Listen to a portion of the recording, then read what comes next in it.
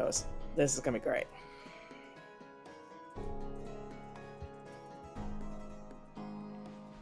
Hey, everybody. I don't know if you can hear us yet. There's always a delay, and we are a little delayed because of me. We are very delayed because of me. All right. All right. We have people totally coming in. I'm so glad. I hope you all have something.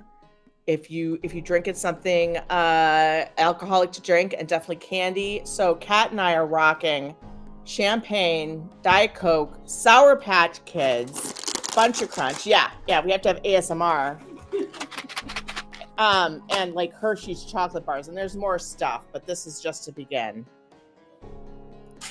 And we're so glad you guys are here. So let us know if you can hear us. So I'm going to the end of the chat to see. Yes, you can hear. Yeah, over 100 people, which is really nice. How dare we cause a delay, Leisurely Panda? I know. I just want to squish you whenever I see your name. I picture this adorable panda that I just want to grab and like go squish. So yes, to thank you all for being here. Let me first tell you that I'm not alone. So let us start with just a fraction of our special guests. And they are, Edward, would you please introduce yourself for those who don't know you yet, which would be no one, but just let's pretend. Happy Halloween. So Edward, for those of you who don't know, plays Daemon, Balthazar, many characters, and the narrator. You are a longtime actor, voice artist, and everything, right? Yes, that's who he is. Everyone knows him. Hannah, go ahead. People saying hi right back. I'm Edward Fox, and it's good to be here with you on Halloween. Absolutely. Are you drinking anything, Edward? What's your drink of choice? Maybe right now. Let's see what I've got in my bag. Oh, it's a bag of wonders. Oh, I have a dark ale. Ooh, a dark ale. So I'm going to get into that right now live on stream, and this is how we get demonetized. Yeah, exactly, right? Oh, yeah, there's total demonetization happening here. Perfect. All right. And then we have the one and only Hannah Hart. Hannah? Hey guys, how's it going? I'm so excited to be here for Halloween again. I love the Halloween live stream. Absolutely. And she, of course, does one of our fan favorites, which is Sophia, as well as many other characters. But you are Sophia. Sophia Strange, our little anime-eyed vampire goddess who gets her kitty. That's right. I am. All right. And then we have the indomitable, the wonderful, the one I can't believe they always make a villain, and yet somehow I can, Adam Riley, who plays Grayson and Christian. I'm sorry, Christian and Julian. Hi, everybody. Happy Halloween. It's my favorite night of the year, and I'm happy to be spending it with all of you. Yes, so we've got, all right, and then we've got, let me see, someone, well, she's not new, but her voice is the voice of Seer. She sees the future. Her name is Liz Gentle, and she is an amazing actress, and she is Seer. Liz, would you introduce yourself? Hi, Raythe. Hi, everybody. Happy Halloween. It's so good to be here with you. And we're so happy you're here with us. So we thought we'd start it off by giving away some stuff to you guys for coming here and spending your night with us. As you know, we do give giveaways, and it's really spectacular to think that the entirety of Everdark right now is up and available for you guys to listen to, at least if you go to the shop, where we're having a buy 3 get 2 off sale. You can get your trophy like audiobooks, so you can get your trophy hardcovers or whatever, but it's 3 for the price of 2 right now. And so, but we're going to give away the audiobook for ED9. So anyone who has not gotten ED9, or if you have gotten ED9, don't even worry about it. We'll give you something else. Please put the word zebra in the chat. Zebra, like as in the striped horse. Well, not really a horse. I don't know what you call it. Jesus. I need more alcohol or less. I really don't know which it is. So put Zebra in the chat, and then the Nightbot will automatically pick somebody, which is very exciting. I don't know how the hell that works. It's like did not work last time. It did not work that time, and then Kat just had to randomly pick somebody, which was great. So yes, so what happens is Nightbot will pick someone, or Kat will pick someone. Then we're going to ask you after that winner to email Kat at marketing@raythebrain.com. She will give you a coupon code either for Everdark 9 or for one of the other things in the shop that you would like. No, it's not using. Of course it's not working. It's not working. I think Nightbot has like... Nightbot has given up the ghost. Yeah. Nightbot's taking the night off. So that's okay. So Kat will just pick someone, and we will announce it, I guess. So here we go. Okay. Let's see if I can tag her in the chat. And let me know who it is. Well, Kat might be behind Nightbot, Vera. Oh, conspiracy thinking already. Oh God, yeah. Yeah. Sherry M. Sherry M. Sherry M.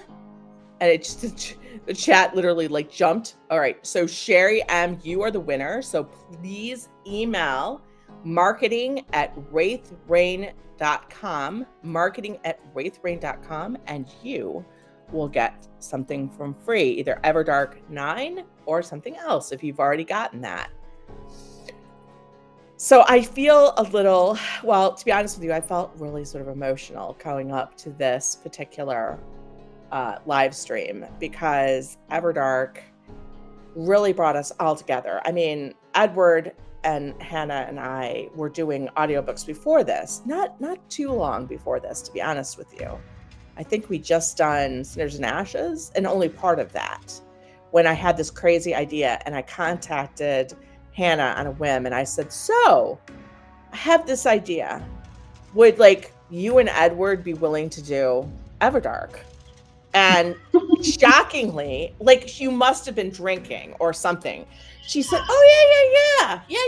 And at first it was going to be just her and Edward, you know, or maybe just Edward. Like, Edward, I'm sure you're like groaning under the thought of having to read the entirety of Everdark because it's so long with so many characters. And, you know, it is the equivalent of 9 audiobooks, 9 normal sized audiobooks. So it's a lot. And I was like, so yeah, you could do this, right? And you could have it so we can post this weekly and we can be ahead on the membership site. And then it can be like that high quality stuff. And won't it be great? Yeah. And I was like, you know, I have an even better idea. What about if we, you know, get somebody to play opposite Edward, you know, for like, you know, Julian and Christian at least. You know, he definitely will play Daemon and Balthazar, but let's get an actor who can do that. And that's where Adam came in. But where we're like, she's like, you know, there's a couple other characters that, you know, might be great if we could just, you know, take it off those guys' plates. What about Arceus? We can bring Arceus. What about Jay? We got to do Jay for Arceus. And I said, okay, well, you know, Kamorn is like the biggest, well, he's our anti-hero / villain. I'm like, we have to have an actor for him, right? Yeah, let's get Bruno, right? Right. This is what we call a psychotic event. I swear to God. Right? We had never done anything that big before or like that detailed before. And I remember telling you like, oh, you know, we've never done it before and I don't know how much it's going to cost or how long it's going to take. And you or still were like, happen. yeah, or if it can happen. But you were like, you know what? We'll never know unless we try. And it was funny about this is I said I would only trust, honestly, Hannah and Edward to pull this off. I would never have asked anyone else. I mean, they heard some of the crazy stories I've had with actors who have flaked. Like at the last book 7 of the Vampire Club, I'm not going to talk about it. It's really, I've become so emotional about that, almost to the point where I was like, I want it redone. But anyway, I said, you know, Everdark is such a precious property to me. It's one of those stories of your heart, you know, something that matters. I'm like, I'll ask and see if they'll do it. And it was, and then we were like, then let's put it up for free. and let's see if YouTube will actually show it to people. Good luck. And yeah, that's been a mixed bag, but it actually has been a good mixed bag because guess what? We did this, and all of a sudden, the membership just started growing like far faster than it's ever grown. And all of a sudden, it was like, well, guys, you know, you're going to actually sell like, let's see if we can sell 25 hardcovers of Everdark 1, right? 25. I told the people here we wouldn't sell them. We wouldn't sell 25. I said, nobody's going to pay for a hardcover. Nobody's going to do it. I was so mistaken. And now we have all 9 hardcovers, all 9 audiobooks, all 9 ebooks. We have them on our shop. We have a lot of it on Amazon. We're going, you know, we're just putting it out there. We have a plan, which this is not the big announcement, but let's put it this way. We have something very special planned early next year when Everdark ends on the public podcast for Kickstarter, which we'll all be reaching out to you for because this new particular aspect of it we think is really special. But none of this could have happened without you guys at Her Grace Reads. None of it. Like literally. Without you, I would never have asked. It would never have happened. And the membership would never have grown the leaps and bounds as it did. And the idea of actually selling, you know, merch and other stuff would never have happened. It's all thanks to you guys. So thank you very, very much. Thank you. We would have nothing to read if you hadn't written millions and upon millions of words Yes. for us to say. Yeah. So this was like something that, you know, and it's another thing also, guys, I still have massive imposter syndrome because, I mean, I still can't believe people actually are here to read this stuff. But when I had to interact with the actors one-on-one for the first time, I was like, my God, they probably think this stuff sucks. And they'll never say it, even if they do, but because they're professionals. But literally the thought of having really good actors like these guys, I was cringing. I was cringing because I was like, I'm just this little person on the internet doing my own thing because I thought literally no one would ever support it. Oh no, Edward's voice has gone out. He's going to try to fix that. But literally, like, I don't know. I thought you're such an imposter. And when I had to be on with them live, like asking questions, I was like sweating bullets. So again, it's really something else. So now that I have babbled on for way too long, I really want to know from you guys, the actors, any favorite moments that you've had from Everdark. Have you missed performing your characters in the Everdark world? Like that sort of things. Like, what have you loved? Adam, like, what have you enjoyed about playing Julian and Christian? 2 very different characters who, by the way, still people don't believe that it's the same actor. Which I still find shocking. Right? Right? But I'm very appreciative.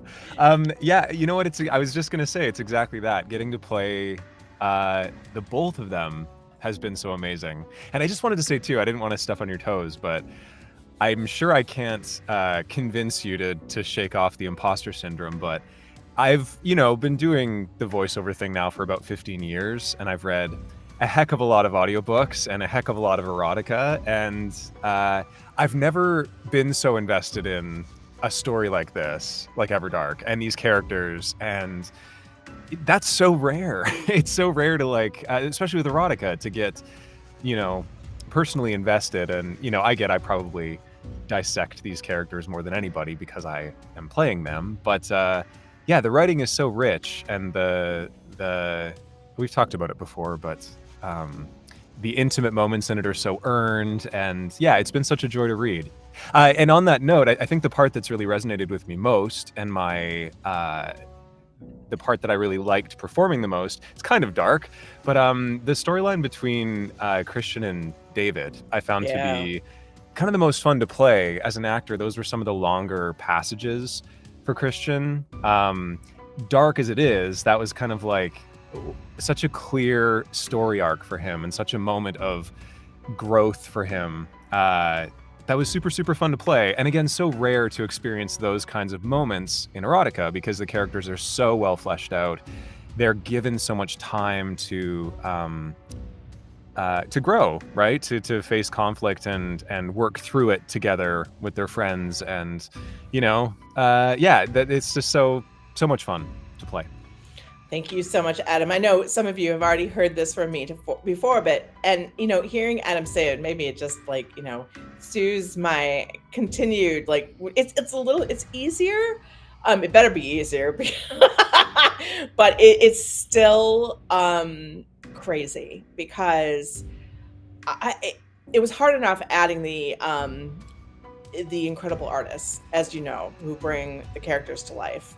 But to have people who are, really inhabiting those roles, and you truly inhabited Christian and Julian in ways, you made them come alive in ways that they hadn't been for me before.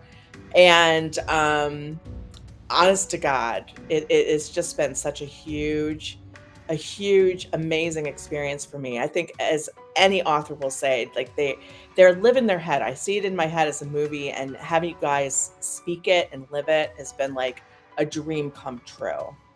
So, Liz, Seer, you came in a little bit later to the crew, and yet you owned her, and I can't imagine Seer being anyone else now.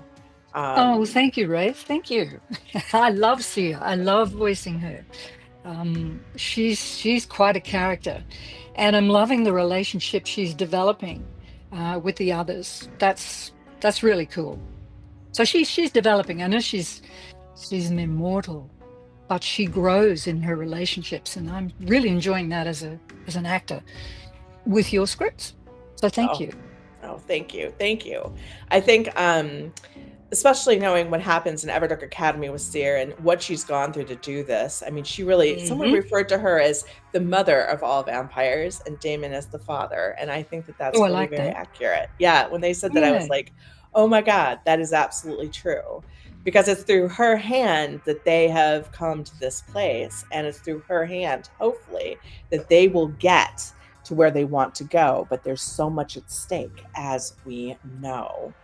And she knows too. She's very aware of the cost to everyone. So, yeah, very exciting. I just wanted to add that Liz is joining us from Australia tonight. So we're so excited that she could make it. This is the first time she's been able to join us all. Yeah, it's great to be here. And it's actually, I'm in the future, so I'm doing a bit of Seer time travel here. Nice. It's actually the day after Halloween. So, yeah, it was great. Oh, I hope you're all enjoying it. Yeah, exactly. You're seeing it. You know what happens. You know what's coming. I know what happens, you see. All right. So, Hannah, you've talked a bit about, in the past, obviously you play a much larger role in, basically cat wrangling. I mean, actor wrangling. I mean, just keeping us all together. But obviously, by Sophia and a bunch of other roles. What about you? What's a favorite moment from Everdark? Okay, well, because I'm such a cat person, I think the whole Mephi storyline for me is really important. Absolutely. And when I really feel it because I understand how important having Kitty's rule. Thanks, Edward. I can really appreciate how important the kitties are for Sophia and for Balthazar and for Christian and all the other cat lovers in the Everdark. There's some things that I'm like, am I jumping the shark with this? And the kitties were definitely like, we're doing this incredibly serious stuff. And then she's like, I want kitties. And it was like, oh God, is this really happening? Mephi the battle cat. And yet there it did. And there it was. And I'm like, nah, it's happening. There we go. Definitely jumping the shark. It had to happen. It had to happen. Revenge, if nothing else, against Balthazar for his insistence on no cats when he didn't realize Sophia gets her way. That's happening.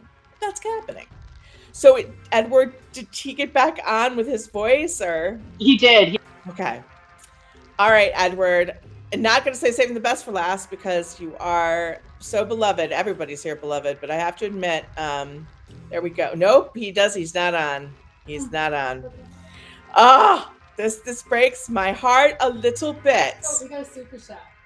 All right, wait. We do? Where? I'm so sorry. I missed it. Just now. Okay, hold on a second here. And there's so many comments, guys, and I'm always like about A lot of 20 minutes behind. Leisurely Panda. Okay. Leisurely Panda, guys, is so generous.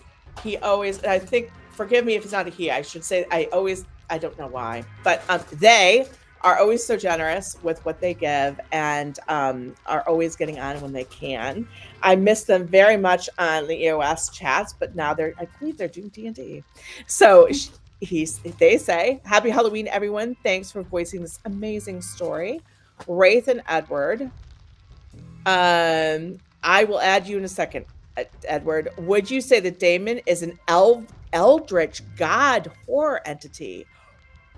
Oh, that is fascinating. Also, will we get more communing scenes between Julian and Daemon later? All right, let me add Edward back in. And I think, Vanessa. Oh, K-Morn's here. Yay. Hold on a second. Oh my god. Sorry, guys, I didn't see that you'd come in. Everything's fine. All right, Edward, I think you can talk now. Yeah. Daemon an eldritch god? Yes, I think he is. absolutely. Someone's been reading the show notes, I think. Yes. How did you realize? Oh, it's actually though perfect, especially with the tentacle experiences. Communing. By the way, that was probably one of the top sex scenes of Raythe Rain. Are we surprised? No. I didn't even get to vote in time, but that was my vote for sure. Although, Adam, remember, people actually loved the scene between Balthazar and Christian in the bathroom. That's true. Oh, I said that was my vote, didn't I? It was a close tie. What can we have in one scene? What can we do? How many rules can we break? Nice. No, that absolutely is perfect, Leisurely Panda. Because despite H.P. Lovecraft being so entirely racist and gross about many, many things, this man had one good idea and he rode it. He rode that pony, and we're going to take that pony from him. Can I just say, when I first discovered your work, you were writing basically Cthulhu fanfiction. Like, Yes. You were horror. I was. Yeah, right. The Deep Within was completely Cthulhu That was fanfiction. so cool. I was like, this is like, because at the time, Which explains why it was so popular, and that popular's in quotes, right? There was like Yeah. a horror desert. at the Yeah, it was time. a little bit. It was a little Yeah. bit like interesting. Oh my god. So okay, Edward, favorite moments from Everdark. From the first one, from Everdark. Yes. Look, I'm a fan of Mephi, the battle cat, too, slither on Balthazar. I really enjoy that relationship. But again, character development of Balthazar to me has also been interesting, and also K-Morn. He's really grown on me as well. Favorite moments. One of the things is, go ahead. Someone wants to say something? No, please, you speak. I was going to say, because Bruno has joined us, who plays Daemon. He's here. I think he's here. Chris, Bruno, can you hear us? Well, Technology of Respawn. The Eldritch Gods Heaven. I know. As always, I swear, people are going to think he doesn't actually exist. In the Oh my god. Well, if he comes on, let him know. Can you hear me now? Yes. Yeah. Yes. We can. So Chris, Bruno. Well, I could say Chris too, but Bruno in Everdark. What is your favorite? Any favorite moments? Can you hear me? Yes. Can you hear us? Okay. Are we gonna do the name change and disappoint everybody? I think we should, and we're not going to disappoint anyone. Chris is the name of my best friend, so do the name change. Tell them all who you are. Yeah, it's Happy Halloween, everybody. It's Chris, the artist formerly known as Bruno. The reveal. There's a whole thing with equity and naming and whatever. So But Chris is my real name. Bruno was a placeholder until we knew we could use our real ones. So I've decided to switch back to my real one. Did you just come out on stream? Yeah, I just came out. Yeah, He just came out on stream. I just came out. Appropriate. That's appropriate. It's just to get famous with all these lovely fans, obviously. So now you can find me on all the social medias. Oh no. I know that you realize that you are just daring them now. You are daring them, my friend. Which I'm so shallow. It doesn't matter as long as the follow numbers go up. It's all right. But it's name change, but same person, same character.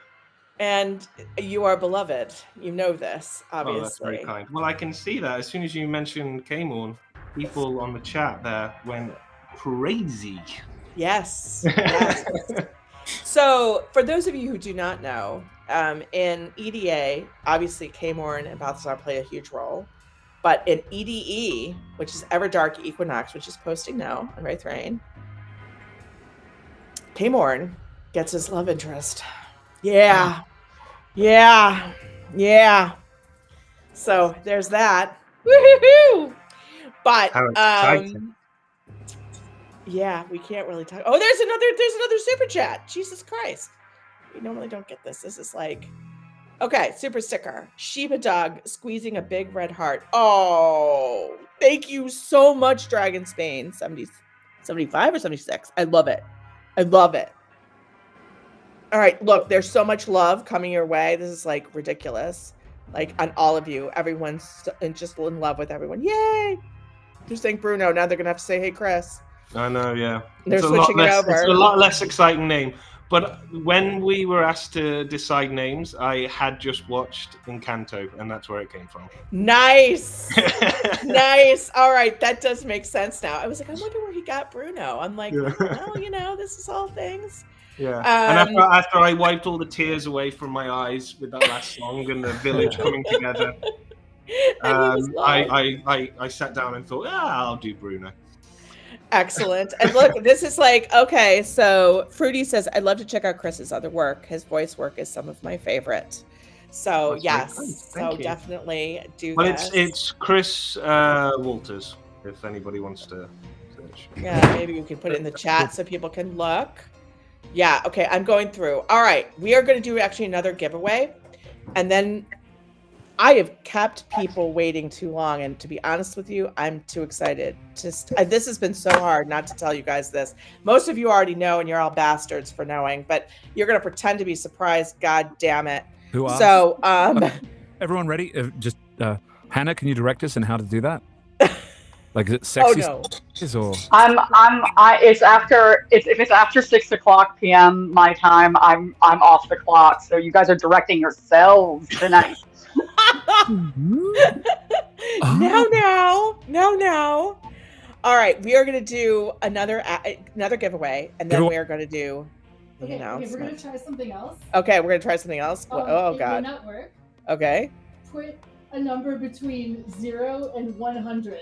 Put a number between 0 and 100 in the chat. I love it. I'm afraid what this is going to do.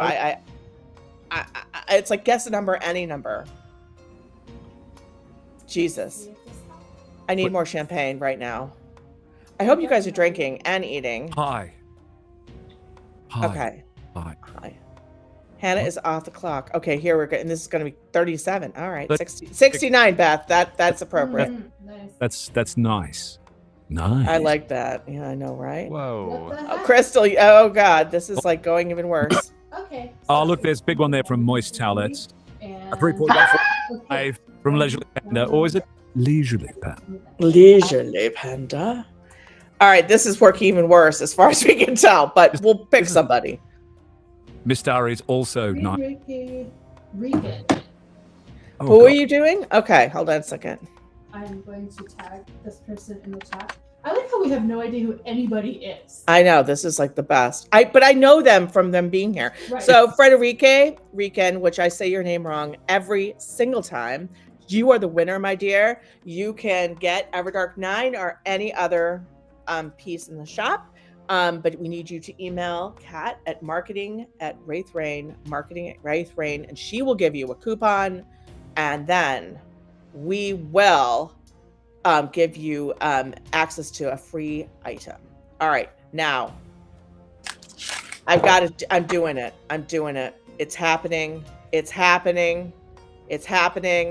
Oh, Are you ready? Yes, I'm doing it. I'm so excited now. I'm so excited. Oh, wait a second. Oh, good. All right. I just saw that we a couple of people entered the chat at the exact right time. Exactly. 3, 2, 1. Let's see if it did it, or if it didn't do it. Yes!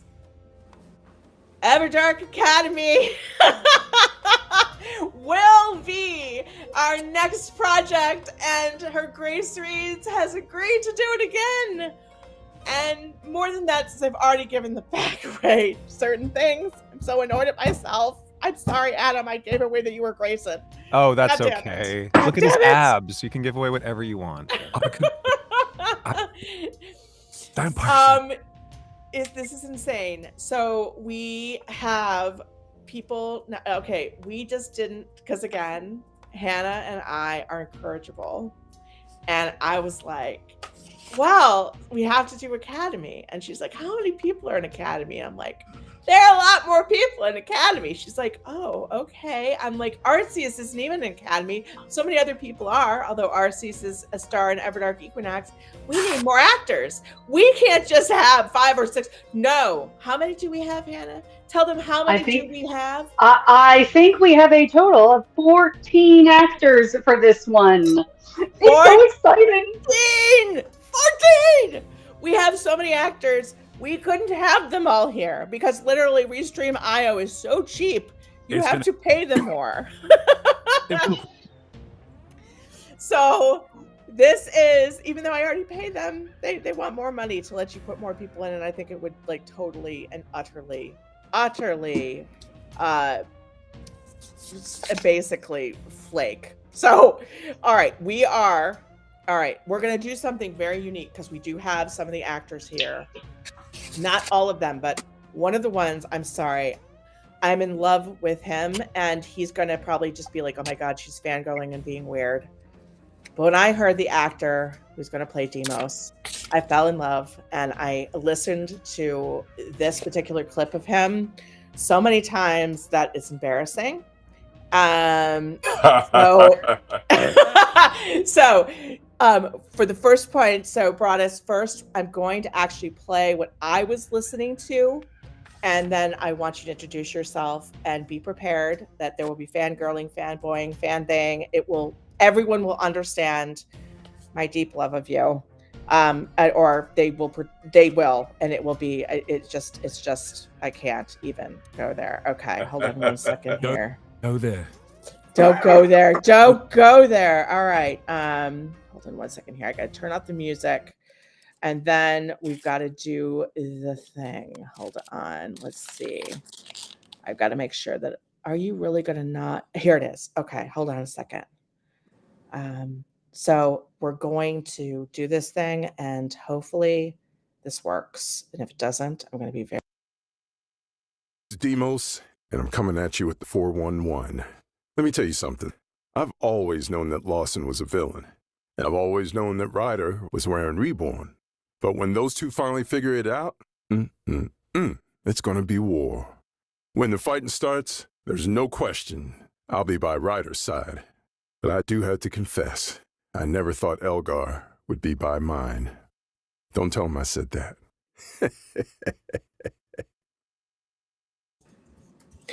So I hope you all heard that. I sincerely hope you all heard that, because yeah, it's got to be like a ringtone for me or something. Yeah, they heard it. They heard it. It worked. All right. So Broadus, could you please introduce yourself to to everyone, because I'm telling you, I told Hannah, and I'm sure she passed this along, that and maybe this is just, no, it's not just me, that you are a fan favorite, you with Algar was something that the fans actually requested, your character. And when I heard your voice for Demos and the stuff you added for Demos, I was like, my God, he's alive. It's real. It's really Demos. So please introduce yourselves. All right, people. Good evening. This is Demos, man with the plan. And I'm happy to be here. And I can't wait. I can't wait for you guys to hear what's coming. And it's going to knock your socks off. And yeah, and it's just a privilege to be here. I really appreciate you guys having me. Well, we are the lucky ones. Again, like I've said, if I felt like an imposter before, having now 14 now great actors, like I feel very close now to the actors that were in Everdark, but my God, man, my God, to add more in, it feels like crazy to me. Hey, this sounds like a lot of fun. I've been hearing the stories, I've been hearing the rumors, and it sounds like it's true. I'm reading the chat now, just getting home, reading the chat. Looks like, yeah, I see a lot of exclamation points. See people, yes, socks already knocked off. And man, I can't wait. I can't wait. I like the salted chocolate reference. That's salted chocolate. Yeah. Not so yeah, I'm looking forward to it, man. It's I was sleepy on the way home on the commute, but once I plugged in here, I got a second wing going. Well, I'm so glad that you're here. Again, it's like such a thrill, and for many more to come. I mean, really and truly, for many more to come. So that is the hope. Like I'll say this now, and then like and I know that you guys will hold me to it, but so long as your grace feeds will agree to do it. But I just want to keep doing Everdark. So basically Demos continues to play a massive role in Dark Equinox, but you're going to hear him now. So this is the good thing. All right. So another new character, another new actor who's joining us, plays many characters, but one of the ones that really stuck out to me was a villain. So Adam, you can feel this, but it's going to be Bran who's playing Lawson. So let's listen to Lawson. Ooh. And then Bran, you've got to talk to you about yourself. So hold on. His rider so powerful. I'm his master. I'm the leader of the Wearing bloodline. But they all took Raythe for leadership. They all look to Raythe for guidance. They all want him, and not me. Even Daemon. I can't allow this to stand. I have to make Raythe bow to me. Or else. Fantastic. When I heard this, it's interesting. Lawson being Southern felt so right in all of this stuff.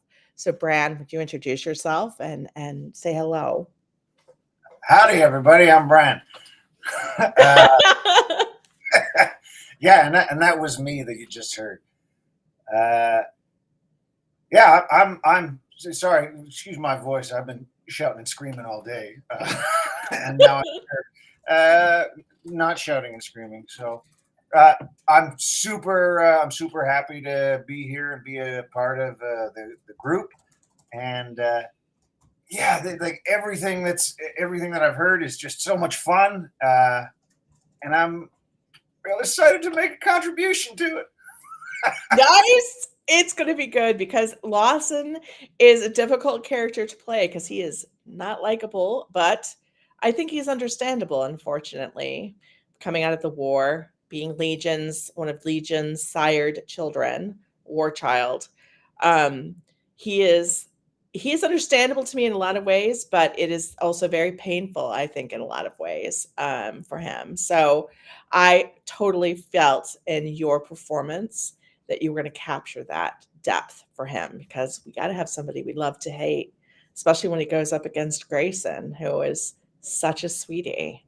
Yeah, well, thank you very much. I appreciate that. I wish it was a little harder to play, but he seems very close to the surface for me. So No. Well, it's a brilliant thing. I don't know if you want to tell anyone if there are socials. I don't know if you want to tell anyone about yourself more, or just leave it at that for right now, or any other character you're playing. But we put Lawson up there for you. So please. I would love to have socials, but I do have a smartphone, and every time I use it, other than a phone, I might as well be using a Ouija board. So I don't really know. I'm actually kind of shocked that I can use the computer as I am now. I'm an analog guy. I like horses and things I can touch. I don't actually understand virtual reality. My whole reality seems kind of virtual. So you sound like a man who loves horses. You sound like a cowboy, and I love it. I love it. I'm sorry. Yes, Broadus, please. Do you want to put Kat? Can you put Broadus's? I don't know if you're in the back. You're not in the back. Nope. Hold on. Do you want me to share this, Broadus? Let me know. Yes. Hey, Broadus. Just stop by, say hey. That's on. Yeah, because Instagram. that's going to be, and I put that up. So let's see if that, and I'll put it there. Okay. Because there are so many, so forgive me, because everyone's going to want to ask so many questions, but I want to get everyone a chance to hear their characters first. So forgive me for this. So Adam, since you go up against Lawson toe to toe, we're going to do your Grayson next. I know you can't hear it, I think, in the back. I think you have to actually have the YouTube on. I hear enough of my voice. It's just fine. You're like, it's fine. I don't need to hear myself more. So here we have Adam Riley as Grayson Duke, a.k.a. the Immortal Asher. I'm Grayson Duke. My life on the streets taught me that it's safer to be alone. Don't rely on anyone. Don't believe that they'll care about you, because once they know the real you, they'll leave. Ryder says he accepts my boundaries, that this thing between us will be casual. But his eyes say something different. Something about love and destiny. It's dangerous, because if I believe him, I'll never survive it if he leaves too. Oh boy. You are playing probably one of the most interesting immortals out there this time out. Grayson, as Immortal Asher, is actually the general. And what may be a little bit unusual about Grayson is, though he lives on the streets, he's run away from home, the truth is his actual self is one of the most powerful people in the entire Everdark universe, which is pretty saying something. So what was it like, basically, Adam, going from Julian and Christian to Grayson, who's a bit of a harder edge character than those two? Oh, it's so much fun. I never get to play hard edge characters. It's been interesting because, as you know, a human character being pursued by vampires, there's some parallels, but certainly Grayson is in a totally different world than Julian and Christian, and definitely comes into his own. And you're right, there's a lot more grit there and a lot more power, and he's got such an interesting story arc and kind of a dark side. He's not he's a good guy, but he's got some roughness there. He does. He will get rid of those who stand in his way. Yes, absolutely. And he makes mistakes. He's got a temper, and he's got some flaws, which I always really love. Which is problematic, man, because Broadus, you're making us all laugh. All right. Which is problematic when you have that kind of power. Even as Immortal, he has some of his telekinetic power, which, starts us off with a bang a little bit. Now, we have Seer here. We have Liz, and we're going to listen to Seer, even though really she also plays someone else in the wonderful Everdark Academy, which is she plays Jill, one of the villains. But we're going to listen to Seer for a moment, her play Seer. So, and then Liz, I'd love to have you talk again if you have a moment. So hold on, let's play you. The future isn't all it's cracked up to be. But what if you could control the future? Make it exactly what you want. Well, that's what I do. And the future looks dark. Exactly how vampires want it. Now tell me, guys, is that not Seer? That is Seer. She lives and breathes. She is real. So, Liz, what was it like recapturing her and coming into this? I don't think you've done the whole thing yet, but I don't know if you know what happens to her in Everdark Academy, where we go. But Yeah, I have, Raythe. I've done it all, and your secrets are safe with me. was it different this time? Because I think we got to be a bit deeper with her than we have in the past, than the first Yeah. one. Yeah. Yeah. Well, you get to know a character the first time through, and then the second time through with Academy. You can dive a little bit deeper because you've got backstory, you've got relationships, you've got all those good things that actors love to have to draw on to play a moment. So yeah, I was calling up all of those experiences I've had with Everdark to bring into Everdark Academy, and just to see how she develops, how her storyline develops, how the relationships come together, and of course all the new characters. Yes. Relationships with them as well. Yeah. I always thought that it would be hard. I mean, people don't call Seer on it too much, but she has planned how everyone's lives are going to go. Like who's going to die, who's going to come back, Mm-hmm. what they're going to go through. I mean, she goes through some hideous stuff herself, but I noticed that the others are like, well, wow, Seer meant for me to have this happen. And yet Yes. they love her because she is the mother, but they love her. But this is tough stuff for her because she loves them too, and she's having to do this in order to get the end result that she needs for Daemon and the whole vampire kind. And I think they respect her.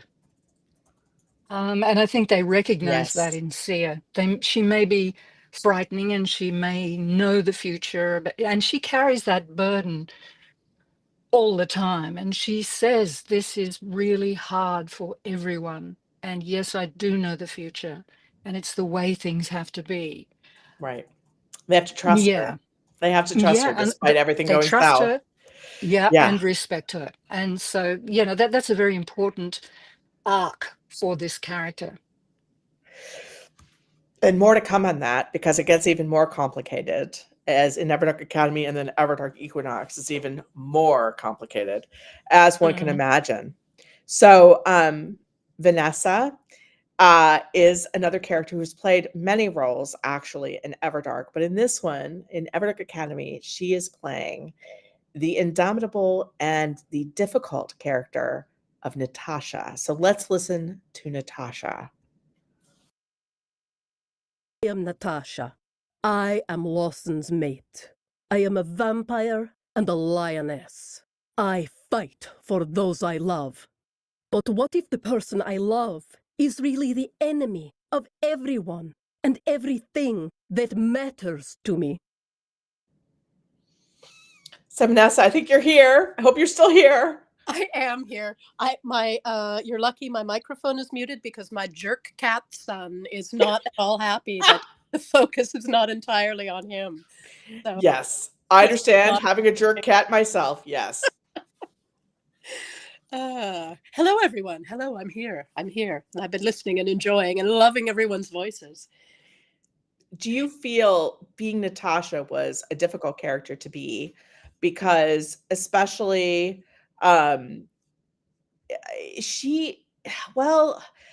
what I always hate, and this is very difficult because I think that, and this is one of the reasons when I've written it's been easier, although I have tons of female characters that are spectacular. I feel women are given a lot less room to make mistakes. And she's with Lawson, and Lawson is not a good guy. So how did you feel about that? How did you feel about playing someone? Oh! He's a sexy bad boy. That's what's going on here. Oh, and who doesn't love a sexy bad boy? Oh, so that makes it okay then, does it? Well, I think that's the thing with Natasha is she's very loyal and, very fiercely protective. And,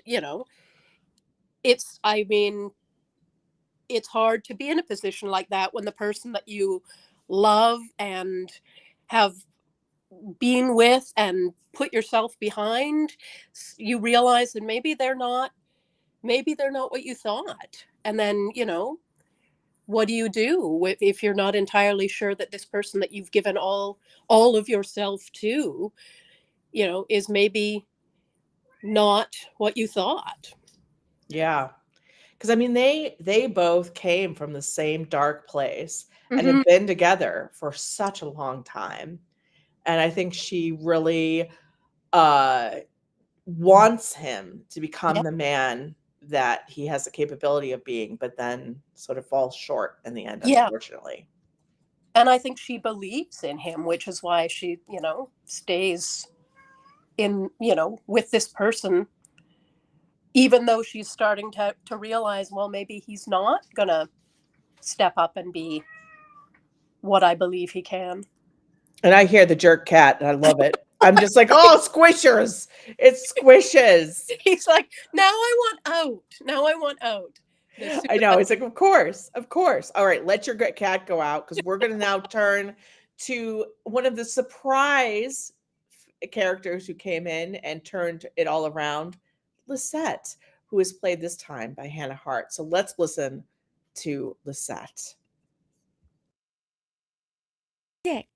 And I will prove that I am Camon's friend. Woe to anyone who gets in my way.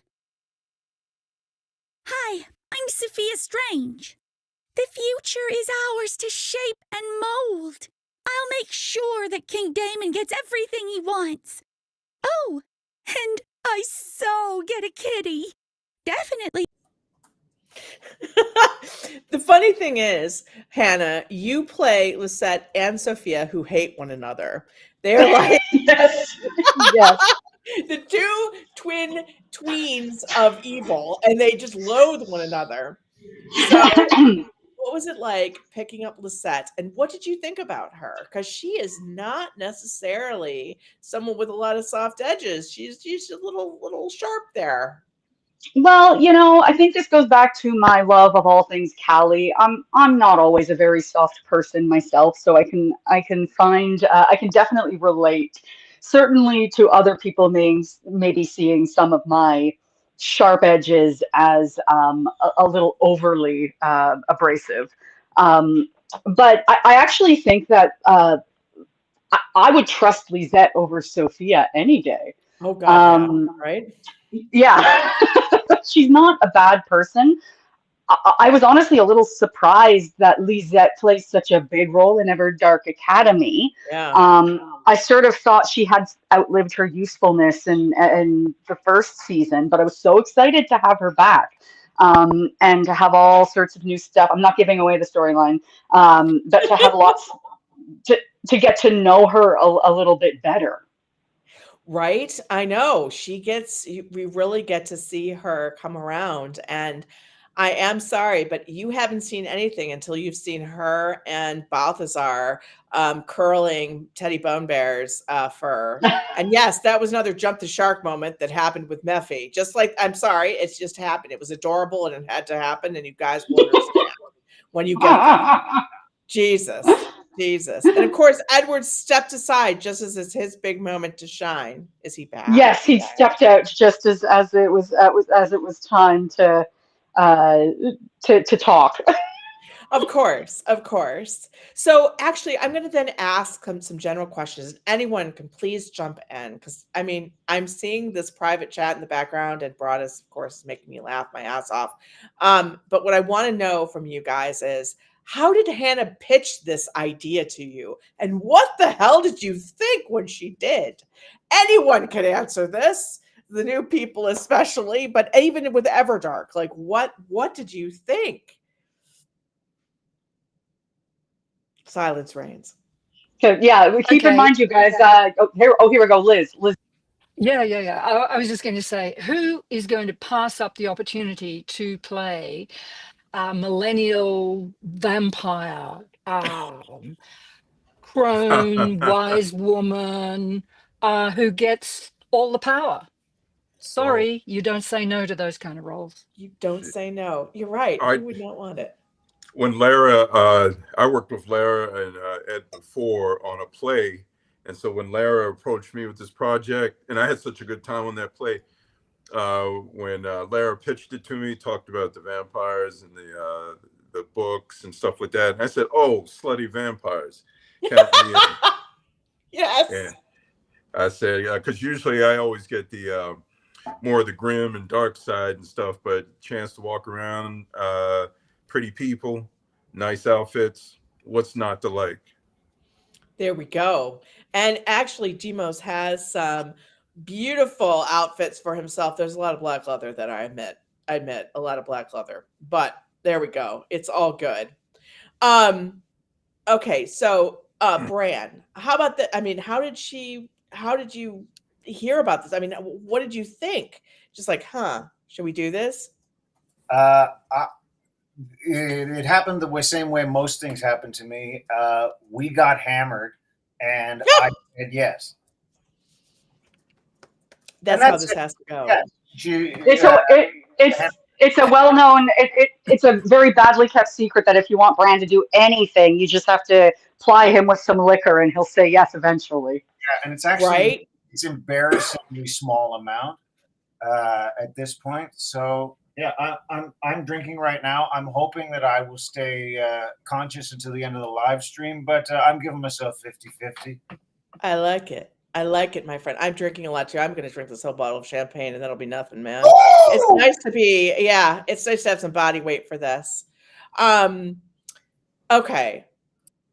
Basically, like one of the things that I wanted, like Vanessa, you're also helping make, and forgive me if I'm wrong, you are making the Everdark Academy script a lot better than for reading, aren't you? You're helping. No, not yet. That's still totally Hannah. That's still totally, oh my God. Hannah is she is the Swiss Army knife of Everdark, I tell you. Yeah, we had some issues with formatting, and I didn't want to dump it all on Vanessa, because it ended up being a very, very large job. That being said, the scripts are so much easier to work with this year because we're not just working from a manuscript, we're working from something that looks a lot more like what we would work with normally, like actors would work with normally, like a film script or a play script where all the characters are delineated, they have lines, the narrator is a character unto itself, and it allows us to actually sort of work in a way that we're more used to. Yeah, because I literally just provide them with the chapters like you guys see up on the site. But I'm telling you right now, if we have to have Edward say, Demos said, Algar said, and I mean, you don't need to hear that kind of stuff. Plus, it's hard for them to read. I mean, it's completely different. So it's more, I guess it's really, as you said, it's more of a like, this is a real script rather than a book, which has been very cool. It interrupts the flow, doesn't it, of the narrative? I've listened to some of the chapters of Everdark, and had some of the fantastic actors having a scene between them, and I just seem to pop in and go, he said. There's that word. He said. Yeah, which is when Hannah suggested this, I really was like, yeah, because I'm hearing that now. Because you need it for when you're reading it, but you certainly don't need it when you're listening to it. We know it's Bran who's playing Lawson, because it sounds like Lawson. We know it's Grayson because it's Adam, or all these types of things. So Edward, since you stepped away, but now that you are back, we do have to put the characters you want because, guys, his rider made me weak in the knees. And I'm saying that, and I know I'm embarrassing myself, but I'm sorry, Edward, it just did. Charlie was spectacular. There's so much that you guys need to hear. So let's listen to Edward as the new romantic lead. The moment I saw Grayson Duke, I wanted him. His blood, his body, his everything. But he keeps his heart from me. He's been hurt badly. Can I heal him and make him mine? Or will he be like a far star, just out of reach? I forgot who I am. Some days I still am not quite sure. As a mirror vampire, I can wear any face or form I want. I can be anyone I want. But the person I really am, I didn't think I ever wanted to be that person again. But times change. Oh, darn it. We don't have Aketh. All right. No, I have to upload Aketh. No, it's on the Google Drive. It's on the Google Drive. Okay, guys, tell me that I'm not wrong. When I heard his version, because he did a couple different versions of Ryder, tell you now, they all were so good. But this one, I was like, that's Ryder. And oh my God, like, I just need to listen to this really carefully. Again, embarrassing myself. I don't care. The more I drink, the more I get to say all these ridiculous things. Yeah, but it's true. All right, I gotta download Aketh and upload it. Hold on, I gotta because you guys gotta hear Aketh the Destroyer, which is another, quite frankly, oh Jesus, like jump the shark moment. Where is Aketh? Where the hell is Aketh? Oh. There is Aketh. Hold on, and don't you dare play and do something stupid. All right. So Edward, talk to people about how you've differentiated and what you think about, quite frankly, Ryder versus Daemon versus Balthazar versus the narrator versus all these other main characters you played of mine. I guess that's one thing I would say. I think that Ryder is a really interesting character as he realizes what he's gone through. To me, there's a streak of PTSD in a bunch of characters in Everdark Academy for obvious reasons, children of the war. And I really enjoyed the sadness and the reluctance in Ryder. Balthazar tends to do things to shock people, to put people off so they don't get close to him. Daemon knows what's going on and knows everything, so there's no real threat there. But for Ryder, he starts at the bottom of the pack and appears to have self-confidence, but really doesn't. And it's actually through others around him that he develops that strength, that sense of self-worth, and then slowly embraces what he is, what he becomes again. Again. Yeah, so differentiate roles, I think, in Everdark Academy for those. No spoilers. But I started to see almost like a chess set of the Immortals. They each have their function for the Everdark and for the bigger picture. And the way that they are starting to show that off more and more, I really enjoyed too. And for the fans, what do you think? I'm getting the sense more and more that the narrator is actually Balthazar after the fact. It is. Writing. Yes. And we're going to put this chapter in here of this cool thing I did because. But yeah, when he's a little bit wiser, perhaps. I do see the narrator as Balthazar, like way down the line. Yeah. Like reflecting back on what happened when Daemon came and came back and then took over both the human and vampire worlds again and what happened. I do see it as that. I almost imagine that it's required reading at the Everdark Academy in first year. You show up and there's a... Oh, God, yes. Oh, God, yes. With a little note to you saying, enjoy.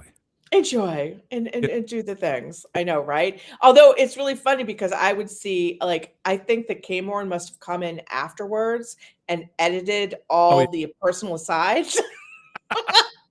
The footnotes, absolutely. And probably also removed the illustrations. Yes. Oh, God, yes. Lots of fold-out sections, full color. So, Chris, how did you feel about how Cameron changed in Everdark Academy versus Everdark, especially your relationship with Balthazar? How did that seem different to you, if at all? I mean, maybe I'm wrong. The relationship? Yeah. Yeah. Well, it's definitely become. It's way more fun to play. Where it's banter based. We're ribbing each other. It's slight insults. So it's a lot of fun. So none of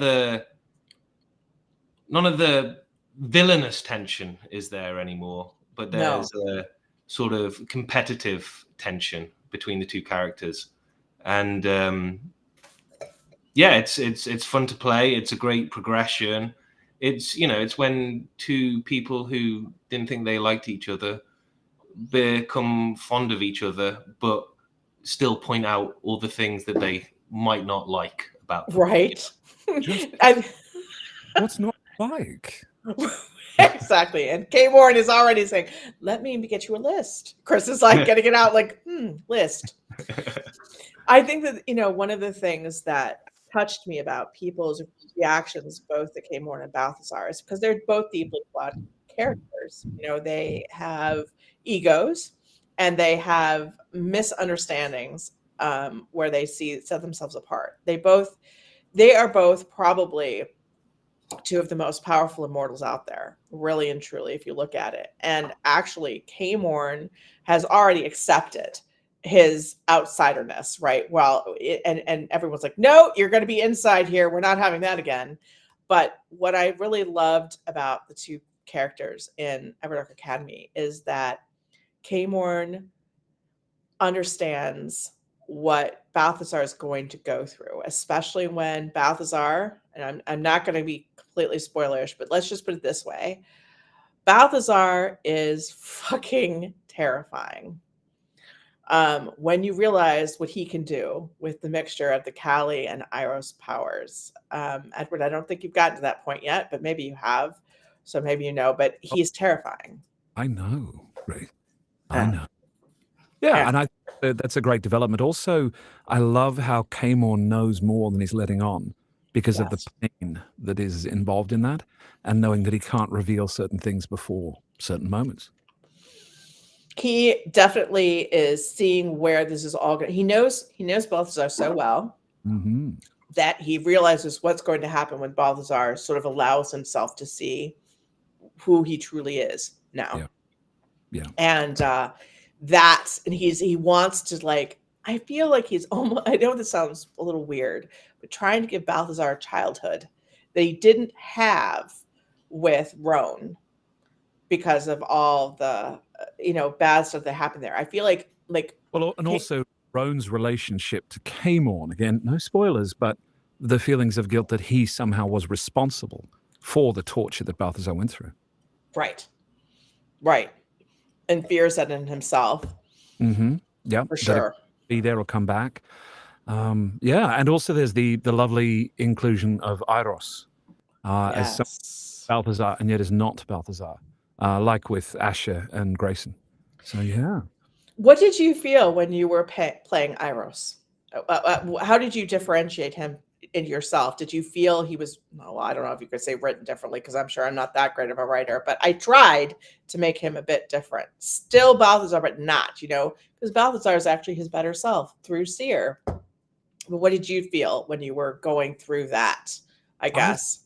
For me, it was the idea that Iros was an immortal, had never been human, and so had never had that childhood relationship, and never had those loving parents, mother, father, friends, lovers, people that had been around him before you get the superpowers. And I imagined, what would that do to someone if you were suddenly born, fully fledged, with incredible powers, no sickness, never sick, never dying, can destroy entire armies with a flick of your fingers? How do you look on others who are lesser than you? So that it's that coldness wasn't coming from an ego, but just a lack of understanding. It's, why aren't my ants doing what I want them to do? Right. Not really needing anyone. So that cruelty that we see towards Elgar, who loves him dearly, yes, is actually just I guess I was wittering away in my head about, in times gone past, how children were raised was very different. And the virtues that were given to those children were, don't speak about your feelings, don't show what you are, don't speak about love and tenderness and kindness. Be a man, be a woman, this is your role, now do it. Which I think can lead to generational trauma, which for me, the through line in Everdark Academy was Grayson's uniqueness is that he is born immortal and has a life. And that it is these people who've been through that are learning something greater, something that the immortals maybe never had. Yeah, I did feel that they, Asir especially, made sure that they got a chance to be the ants. I mean, especially Grayson, and I think Balthazar too. I mean, really, because we're going to learn more about in an Everdark Equinox, we're going to see how he was turned and what all happened there. And it's going to be an interesting, because he, you know, all these characters, Balthazar especially has all this great power, as does Kaymorn. And really, if they are not wise, they could destroy humanity. They could destroy everything. They could abuse it in a moment of pique. Yeah. Yeah. And I think maybe as Callie and Iros, I think they might have, but I don't feel those two characters now would. But And that is, yeah. And to learn compassion and empathy by having all of that power taken away and in a way being thrown back onto the street. Right. Right. Going back, he can see himself. I really do think that both Kaymorn and Balthazar are very keenly aware that, or they think they know what it would be like to lose everything. Yeah. So Chris, this is an adorable question from Leisurely Panda. He says, Chris, regarding Kaymorn, do you think he secretly loves Halloween, or do you think he's a grouch about it? And then, so first, Chris, you have to answer that. Do you think that Kaymorn enjoys all the fake plastic skeletons and the Reaper costumes?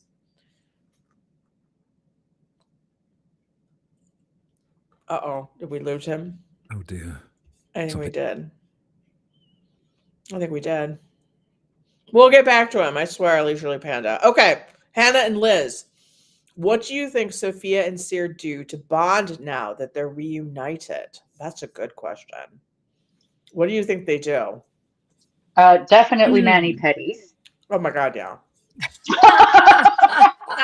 After spending a millennia in prison, I feel like Seer needs it. A little bit. Yeah, mani-pedis and a new do, maybe some shopping. Oh yeah. Oh, definitely shopping. Sophia is the queen of shopping, and we're going to use Balthazar's credit card. Of course, sounds good. Sounds good. He's got a black Amex. He's got the Centurion card. You know. Unlimited funds. And yes, they will be talking about kittens. There will be a lot of kitten work going on. Absolutely.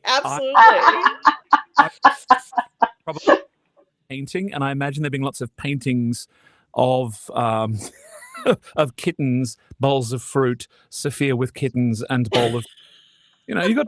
Yeah. Oh my God. Yes, because that's what Sia has been doing for all that time. She's been in prison. They've let her have some art supplies, so she's been painting. There we go. Yes, I think I could totally see her painting. But she's blind. She doesn't need eyes to see. Does it by touch. That's intense. She knows everything. Yeah. She does know everything. She does. It's terrifying. Although I can't imagine. Can you imagine knowing what's going to happen to you? You're going to lose your eyes. You're going to be starved, and you know. It's horrible. Yeah, I know. I mean, even though you know it's going to be over, I'm sorry. That's like, woo, baby. I do have one thing I would like to add from our Moist Towelettes fans. Okay. Every year somebody has tried, since we came up with it, somebody has tried to sneak it into the audio. And the first person to do that this year was Vanessa. Vanessa as Simon has worked Moist Towelettes in. So you guys should definitely, I'm not telling you when it happens. I'm just saying it was perfect, and I don't think anyone can beat it. I think that's brilliant. That's more than brilliant. All right. So we're going to go into the super chat, and then I'm going to go deep, and only if people want to talk about it, because one of the things that we're going to start with this one. Okay. Raythe, Adam, and Edward. Do you think Christian ever tries to get on Elgar's nerves as a little brother? Or is Elgar too patient? And I think, Broadus, you have to answer this as well. That's how this goes. Do you think they have, like, in the Discord, just so you guys know, they have these ridiculous scenarios where Christian and Julian are doing crazy shit. And they're like, Elgar. And then he's just, what are you doing? But he's always very calm and like, this is fine. Like, you know, that dog that's everything is on fire. This is like Elgar, no matter what they're doing. This is fine. So what do you think? Do you guys think Christian ever tries to get on Elgar's nerves as a little brother? I think so. Christian's definitely got some little brother vibes. He doesn't take himself too seriously, and I feel like that would be fun. I think Julian would. definitely does it. Definitely does it. Yeah. Would ever I get- see. Yeah, I see. You know, I see them acting up. I chuckle internally, but I always worry. You know, I'm kind of like the big brother's been there, done that. Yes. But yeah, internally I like it, but you know, externally I gotta say, you know, keep it cool, keep focused. We got yeah, keep it going on. yeah. This is actually the deep question I really wanted to go to you, Broadus. Demos saw what Lawson was from the beginning. Like he knew from the beginning that this guy was abusive, I guess. And he was trying to work against him. But as we know, unfortunately, the way this gift works is that you're supposed to, although quite frankly, Demos was one of the few who could actually break it really quick. How do you think he cared about Lawson in the beginning, or do you think he just recognized from the get-go that he wanted to get what he wanted to get out of this, and he would find others that mattered to him? What do you think about Demos and Lawson especially? You know what, Demos is the kind of person that you know, despite the nice clothes and the you know, quality time spent in the gym, he's an observer. He watches things. And so for Lawson, when I first encountered him, it was just from a position of curiosity.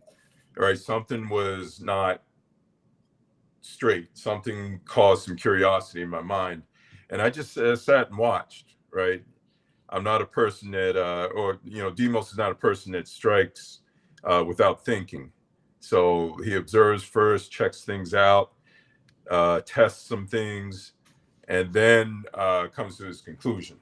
And then when he does, then, you know, take action if need be. Yeah, because he really recognized what was going on. And I think one thing that I didn't want was for him to just be a side character to the reluctant hero, aka Warren. I thought he was always acting on his own, and he was trying to, you know, just do his thing. I truly think that absent Demos in Lawson's house, things would have been like so bad, to be perfectly honest with you, so bad. There would have been no normality. I think that Lawson would have gone off the deep end, and not that shouldn't be what Demos had to be, but he's a born leader. So this is the thing. He's a born leader. So he did step up. I felt he had to step up, even though he's looking at this from the outside. He's realizing this is not right. But at the same time, he knew that unless he could build a coalition, he was not going to be able to take Lawson down, because the guy was a crazy motherfucker, is what I think of him as, unfortunately. And like one of the things that I think, and I don't want to go too far afield, but Demos, like you said, you know, he observes and he knows who people are from their core, but he doesn't put up with shit ever. I really felt that in a way he like I'm glad that he really is actually taking on more of a leadership role in Warren. Warren is still the Immortal, but Warren, as we all know, is compromised. But Demos is not compromised, because he's a man of honor and a man who has never behaved as Warren has behaved. How did you deal with the fact, knowing that Warren made so many mistakes, and yet you still supported him? What do you think? Or Demos still supported him, knowing his failures, I guess. How did you think in your head that Demos like came around to this position? You know, when it comes to leadership, first of all, I'm always going to be ride and die with, you know, Ryder Warren. I'm always going to be ride or die. The thing that I know from being around him is that sometimes some people learn through conversation, through teaching, and other people have to learn through experience. And I felt that in order for Ryder to really assume his place in the world, he's got to learn through experience. Yeah. So I watched, I you know, it's okay to make mistakes, as long as, you know, if there were lives at stake, then I'd step in. But for most part, sometimes people just got to make, you know, and grow through making their own mistakes. Yeah, he definitely has to do that. I feel he's one of those guys who has to put his hand in the flame, while Demos is like, "Oh God, okay, he's got to do it." Yeah, that's it. This is going to suck, but That's he's it. got to do it. He's got to That's do right. And it. if he was going to fall, you know, make a catastrophic mistake or something that would mark him forever, then I'd step in. And Yeah. And even then, I try to use, you know, there's two ways to lead, right? You got the top-down type of leadership, do this, do that, and then you got the other one that kind of, oh, I can't believe Demos is even saying this, nurturing from the Yes. side, right? He is a little nurturing. I'm sorry, even though he's cool and awesome and strong, he's very nurturing, actually, which is like an interesting thing. Which brings us to Elgar. Now, you know the fact that I never actually wrote Demos and Elgar as a couple. Actually, you may not know this. I did not originally anticipate them being a couple, but as actually friends. And I was overruled by the fans. They said Delgar must happen. So Delgar must happen. Well, and it hey. does happen. All right. Chris, would you just say goodbye? I know you have to go, but we're so glad you were here. Oh, Yes, that's very David. kind. All right, Yeah, Chris. thank you. Yes, everybody have a nice night. Enjoy Halloween. We will And, hear more from you. Get sick on candy. Absolutely. That's God what I'm damn. gonna Take care of yourself. Thank Hey, you so much for coming, yes. Chris. Not at all. Thank you. It was a pleasure. Everybody take care. Have a good night. See ya. So one of the things that I was worried about when, quite frankly, when Everdark Academy was put together, because I never intended the relationship in the beginning. Did you see what the fans saw in their repartee of Bad Kitty and again, jumping the shark? It was not like, I did not think it was.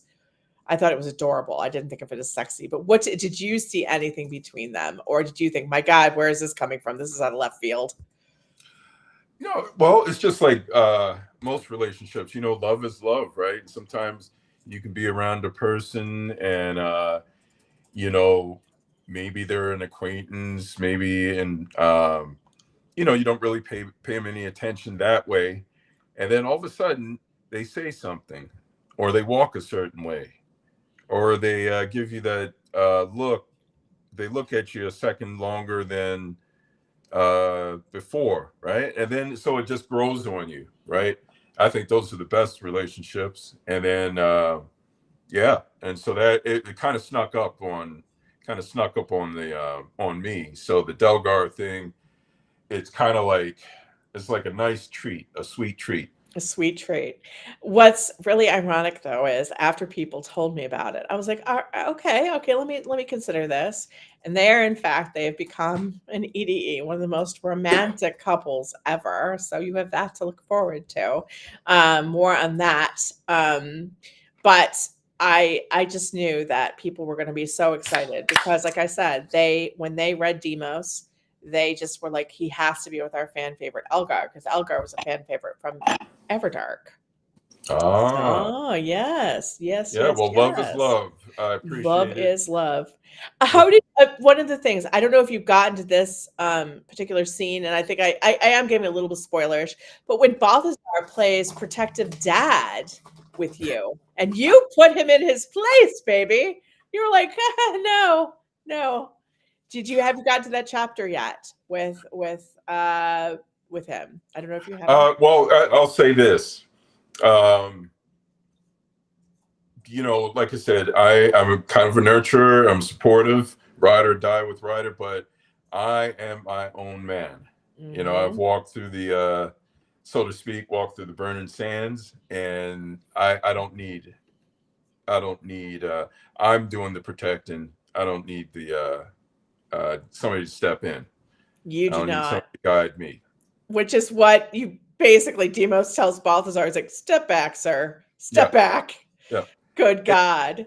Like, I've got to say, I have a secret in that when looking for Demos, I looked no further than Broadus because, I mean, we have a joke when we're recording. I'm like, oh, don't worry about like playing Demos. Just play Broadus the Vampire.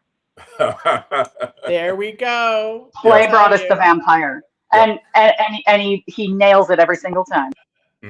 Yeah, when I was talking with Hannah about coming on board and, talked about the different shows and stuff, because I didn't watch a lot of the vampire shows like early 2000s. Didn't watch a lot of that. And so I was like, vampires. And then I thought the more I talked about the character with Hannah, then I realized, well, hey, I'm actually talking about myself in a way. And the only other influence I had in terms of work developing Demos, my favorite vampire movie is Blade. Wesley Snipes' Blade. And so I said, look, you got the fashion, you got the music, you got the aesthetic, the vibes. And I said, okay, that's me. I'm Demos, Blade, Demos. And that's kind of how that's kind of my influences. And so he doesn't need Balthazar. It's kind of cute actually. But I don't need it. It's like, thanks, but I'm good. I'm good, man. I'll take care of this. You don't need to get involved. Yeah, I go think sit down somewhere. One of the most impactful scenes actually for my vampire journey was that scene in Blade when they're in the club, remember? And suddenly the fire suppression system goes off and it's blood with that music. Holy shit. That was so good. We were recording just the other day, and I'm like, it's exactly like that scene. Yes. Yes. Yes. Yeah. That's it. Yeah, That's that it. was The bloodbath. The bloodbath. This was highly to be honest with you, that movie had a huge impact on how I saw vampire worlds being incredibly rich and deep and so much more. Because you remember when Blade goes and talks to that horrifically overweight vampire, he's almost like a slug. He's almost like I don't know, like the archivist. Yes. Pearl. And he tortures him with the light. Yeah, Pearl the archivist. Yeah. And I thought to myself, I'm like, this is like how it should be. Like vampires shouldn't be one way or the other way. They have to be like there's a whole breadth of experience. And it almost had weirdly a Dune-esque feel to it in my mind. Like there was like this Dune-esque type of feel to the archivist and a lot of other things. The Baron Harkonnen type Yes. But just this deep history, which of course got completely fucked. But anyway, the first one, Wesley Snipes is Blade forever. The Daywalker. The Daywalker. Exactly. So I have to read the super chat from Lily, but then we're going to go back to everybody. And I'm so grateful for all of you being on. I feel like we're not having enough time to talk to everyone in depth because we're just sort of doing more of a touch point here. So I certainly hope you guys will come back for more of these because I know people have so many questions, not been able to ask you them. It's the worst. And I know people want to hear from you more rather than me, but let's do this. So unfortunately, Chris just left, and I sincerely hope he reads this. K-Morn is quite literally my fave character ever. I never connected to a character quite like Kay before. When I read ED, I felt the journey of Kay in my soul, and it helped me so much. His voice makes his scenes so powerful. So, Hannah, I actually want you to respond to this because you and I were talking about Chris the other day and his performance in Everdark Academy and how he's even stepped it up a notch since then. Yeah. He's really, he came in for his first session and it was like he had never left the room. For me, it takes like maybe a session or two before I'm like really back into the full character and the voice. Most actors are like that, but he just stepped into the room and it was like he had never left. And we have not recorded for over a year on these characters. And he stepped in there like he was just in there yesterday. So for him, it was really just about like he started at A game and, he kept bringing, like, you know, AA, AAA. Like, it was really great to see. But I also think that the way K-Morn is written in this season, he's not just a baddie, you know, like, he is really a part of the family. And there's something about his humor and his relationship with Balthazar that just what Chris is just really working with that to make the character of K-Morn really shine.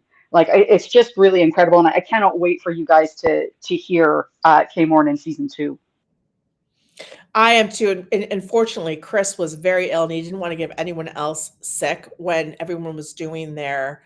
And by the way, we have, like I said, there's 14 actors. Hannah told us there's 14. We have other character voices with stuff, which we're going to. I'm hoping, Kat, maybe you could put together something. You know, I'm we'll gonna do. gonna do them all in when we have them all. Yeah. I'm gonna put them all up in a separate video. Perfect. But for the stream, I didn't want to, like, interrupt too much. No, of course. Literally, she was saying we have over 10 minutes of audio, like, for this. And I was like, well, we can't do that. And they're not in yet. Not with everyone here. So don't worry, you're going to hear. And I cannot wait for you to meet the other people. To be perfectly honest, this is like another thing. Like, they're all, I'm just, again, blown away. But let's just go to Miss Starry's super chat just for a second. So Hannah, you again. Do you think Fiona knows how beautiful she is? I think that when she's with Arceus, she feels beautiful. But I think it's not something she likes to think about in everyday life. It's just not. She's stunning. I mean, obviously, we've seen the art of her. She's gorgeous. But I don't think it bothers her one way or the other whether she's beautiful or not. Yeah. I think she's got much bigger things on her mind. And if she was short and dumpy and had a cleft palate, like, I just don't think she would care, because she has more to offer the world than what she looks like. She's definitely in her head a lot. I do feel that as well. That's what matters to her, is her mind, what's inside her of mind. Yeah. Exactly what she can help with. She's like she's like a true helper. She is kind of like Demos in a lot of ways. Actually, she's there to support her family, the people she loves. And there's this scene in Everdark Academy where Adam and I were working on it the other day, and there was just this line that I found really touching, and it was they're sort of trying to get away from the Marrow Stalker. Yeah. So, like, you know, this horrible Everdark creature. And what Fiona is doing is she is moving them from one place to the other, like teleporting them. And they just don't know how to deal with this Marrow Stalker. They don't know how to stop him. And Grayson's like, well, you know, the only thing we can do is Fiona can keep moving me forever. And she says yes, like, as if it wasn't like sarcastic or a joke. She says, I can do that. Yeah. And I think she 100% means it. She's like, yes, I'll do that. I will do that. Yeah. Oh my God. Yeah. I'll find a way. Yeah. So I don't think she's super concerned about how beautiful she is. I think she thinks she's a good person. And she surrounds herself with people she loves. And I think that is what's important to her. What I really found about Fiona, especially when we see later in the story, which I won't discuss because I don't want to totally like blow it, but let's just put it this way. I think Fiona, like K-Morn, really knows the past and accepts who she was in the past and who she is now and who others are now. More especially, and this is interesting because she in Everdark at first wanted to always just get away from people because she distrusted them, because she just thought they were out for themselves or they would be dangerous to her. And I think one of the things that really touched me about her as we go forward is that she's not going to leave people who are difficult, even though they are difficult. And even though they are dangerous to her, i.e. like Grayson, i.e. like Balthazar or Caemorn or Waren. She especially speaks, Edward, when she talks to Waren or Ryder before he goes and meets up with Lawson. That's a pretty big deal. She makes him see himself in a way maybe he didn't want to see himself. So that's, yeah. Okay. Oh, wait. I totally get this. So, Broadus, will you say goodnight? Because I know you're going, man. Could you say goodnight to everyone? I sure will. Okay, my little friends. Have a good evening. Happy Halloween. Don't eat too much candy. And we'll see you on the other Too late. side. Happy is it Halloween, too late? Broadus. Happy Too late on the Halloween. candy. But you guys take care of yourselves and we'll see you soon. All right. You too, my friend. All right. Peace. Yeah. All right. So Edward, the second half of this is to you. Edward, do you think Elgar has a photographic memory? Oh, interesting. The text suggests that he has chosen to forget certain things. Yes. And when he is, there's, I don't know, again, no spoilers. I really enjoyed a sequence whereby in Balthazar's mind, he wanted to know something, but knew asking for that information would cause harm to Elgar.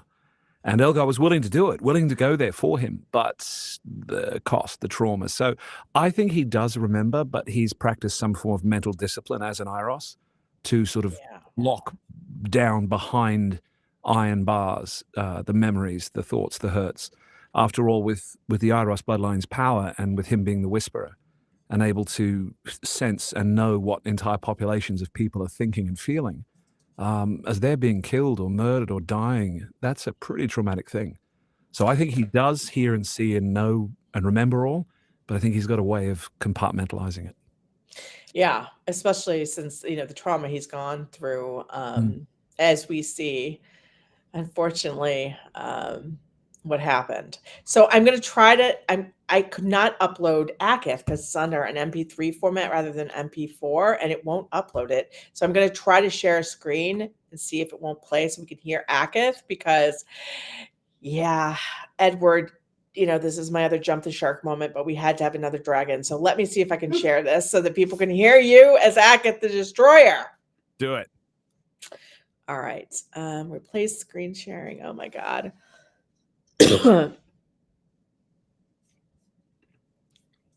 All right. Will this work? I don't know.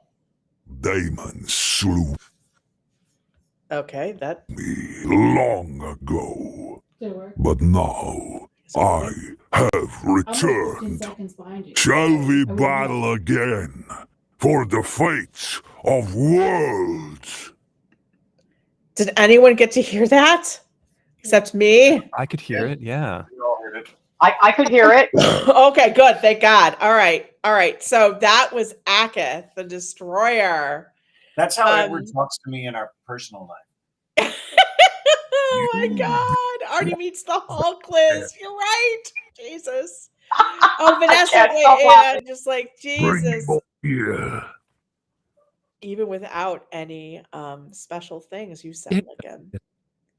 Well, one of the things, so we have to have our jump the shark moments for each section. So Mephi the Battle Cat. So I started with Mephi the Battle Cat, okay, and Everdark. No big deal, right? And then I had, let's put an undead dragon into this because that sounds like a thing. Yeah, so there's going to be a dragon. I should not say this, but I'm going to say it. And Kat, don't give me a look. Because I think those of you who showed up tonight and those of you on the stream, because this might be the next thing we'll do after this. All right. People have been begging me. We have been. For a sequel to Dragon's Reign. But I didn't have a sequel to Dragon's Reign. I didn't. I knew you were going to go here. I'm going to go here. I knew you were going to do it. I thought of printing out a chart that says what you're allowed to talk about and what you're not. Not because I don't think we aren't going to do it, but because you were like, no, it's all about ETA. Nope. Sorry, it's got to happen. I'm sorry. I mean, it's your show. It's my show, and people held me to it. So, guys, because Akith came in, there will be a crossover coming on to Raythe Reign of Everdark and Dragon's Reign. where Aketh sends Daemon, Julian, and a bunch of people to the Dragon's Reign universe to see a universe where dragons rule, and we will have basically Daemon and Valerius having to out-king each other, amongst many other things. So that's going to come. What were we going to say, Edward? You're silent. Oh, God. I scared everyone. No? Am I not coming through? Hold on 1 second. I'm going to stop screen sharing. Oh, that's right. Yeah, we're muted with screen sharing. Can Mephi be in this too? Of course Mephi can go. I think Mephi needs to ride a dragon. I think Mephi needs to ride a dragon. I think so. We're going to have it literally. I've fallen in love with this idea. And literally we are going to have a new baddie in the Dragon's Reign universe, something other than a Hydra, but it's going to be another, like, sort of how they're in the Godzilla universe, how there's Mecha Godzilla or something like that comes. It's like, oh my God, now we have this. Well, that's going to happen. And when Daemon, Julian, and a bunch of people go over, and I think Balthazar and Christian and Mephi, and because Aketh is sending them over to show that a world where dragons rule is better than where vampires rule. But there'll be a thing. What are you going to say, Kat? Check the pinned comments. Check the pinned comments on YouTube. Oh, God. Let me just see the pinned comment. I'm only seeing the Hey Broadus. Wait. There should be another one. Oh, did I not pin it? You did not pin it. No, it's pinned there. It's pinned on mine. It's not pinned on mine, which is weird. What is the pinned comment? Read it. I think Mephi should turn into a dragon. Oh, that could work. Yeah. Because you said that all cats are dragons. Destroyer of worlds. Vanessa, you have it right. Dragons rule, vampires rule. So yes. So it sounds a little silly, but it's actually going to be a lot of fun. It's going to be a lot of humor, but there's going to be serious stakes. And lots of leather. Lots of leather. And they're going to, And can you see that Daemon is going to raid Valerius's closet? Oh, you know it. No, maybe. If he has to wear pants. Oh, yes. He has to wear, well, only upon occasion. Yeah. I could just see it. And by the way, like, God, I'm like Illyrian's dogs are going to love Daemon better than him. And that's going to cause a problem. It's going to cause a massive problem. Don't worry, Liz, you will be a cat or a dragon. You will be either one of those that you want. So, yes. So, a podcast, not if you oil yourself, Vanessa. I'm sure Seer can shapeshift, Liz. So this is going to be the ultimate crossover. But we're going to have like a big bad. It's going to be a full thing. It's not going to be just silliness. It's going to be good. Yeah, be awesome. It's going to be awesome. So that will be coming at some point. So I haven't talked to Hannah about it. So Hannah's like, what are you talking about? We have other things we're doing. Don't worry. This thing needs to be great. Oh my God. Boy, do we have other things we're doing. Can we talk about it a little bit? If you say no, that's fine. Well, no, I just sure. I want to pitch the Balthazar fanfic series. That's actually a bunch of spin-offs of Balthazar is actually writing these. So from the pen of. Oh, no. Oh, my God. Like, who needs Lady Featherington or whatever it is? We did Balthazar, Lord Balthazar. Oh, my God. But what the hell are you writing? So I just want to your mind. Yeah. If K. Morton's going to be looking over his shoulder, like, what is this? Yes. Not you that's not anatomically possible, Balthazar. I know. It just isn't going to happen. But it is going to happen. People love Dragon's Reign. They love the version that Edward and I are doing, especially. And I love that world. I love those characters. Edward, I think you feel the same. Oh yeah, it's fun. It's light. It's joyous. There's so much hope in it. Yes, I think it makes it very special. Yes. So we're going to have a bit of that, but we're also going to have a bit of Mecha Godzilla, which I'm putting together in my head what the new villain's going to be. It's going to be great, and Raziel might allow Daemon to ride on his back, but we will see. What? We will see. It will not be an easy thing. We will see. We will see. Well, look, I just like God. that Akith, again, spoiler for everyone, friends with benefits. Yes. No. Yes, with Akith and stuff. And Akith is going to be like, oh, he missed out. Because he's going to be, oh, I found another dragon that's better than you. That's really going to drive Akith out the wall, I think. That is totally going to drive him up the wall. Well, you just have to say to someone he's bigger than you, and it all creates all kinds of problems. Absolutely. Oh, my God. So dragons do go by size, guys. Yeah, they do go by size. We'll just leave that there. I knew it. Oh my God. So I'm going to tell another tale, which I shouldn't tell, but I've got to tell it because Hannah and I have worked really hard on this, and Edward has agreed to some crazy. I have. What? What? What are you doing? Raythe. I know, right? What are you doing? So as if ever Dark Academy is not enough. As if it is not enough. I personally am loving reading The Night Prince, but I am no Edward Fox. Sorry, I'm just not Edward Fox. So Edward is going to be doing The Night Prince coming up. Now, this will be an Audible exclusive, so it will not be on YouTube and stuff, but it will be available for those of you who love Audible.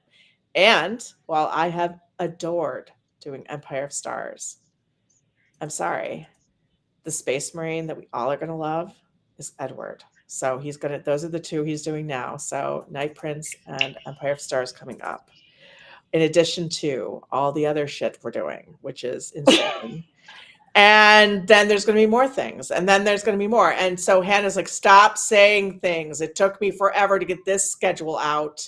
And oh my God, guys, you have no idea how much. I think I spend more of my time scheduling, like either deliveries and editing and recording and actors, than I do anything else in my life.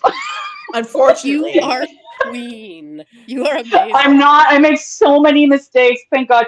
Look, all the actors that work with me, they've already had to put up with like me being like, I thought you were coming today. Or they show up and I'm like, I didn't know you were coming today. Like, oh my God. Liz, my God. I like this idea.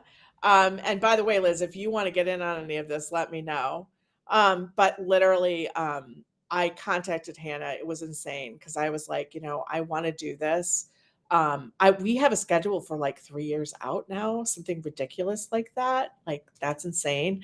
And I'm like, oh, can you do this and this and that? And she's like, Edward has other work. No, he doesn't. No, he doesn't. And nor do you. I'm sorry. What do you think? It is truly, guys, it is a 3-year schedule. With not a ton of room for error. So we're going to try our darn hardest to get everything out in time. Yeah. But it is a lot. I mean, for those of you who aren't just joining us and you've heard us talk about this before, it takes time to produce this kind of work. This like long format audio like this, it is not as easy as it sounds. It is just hours of labor, and a lot of it is a labor of love. So I encourage you, those of you who want to get into it, to get into some acting classes and work on your voices. Right? I know, exactly.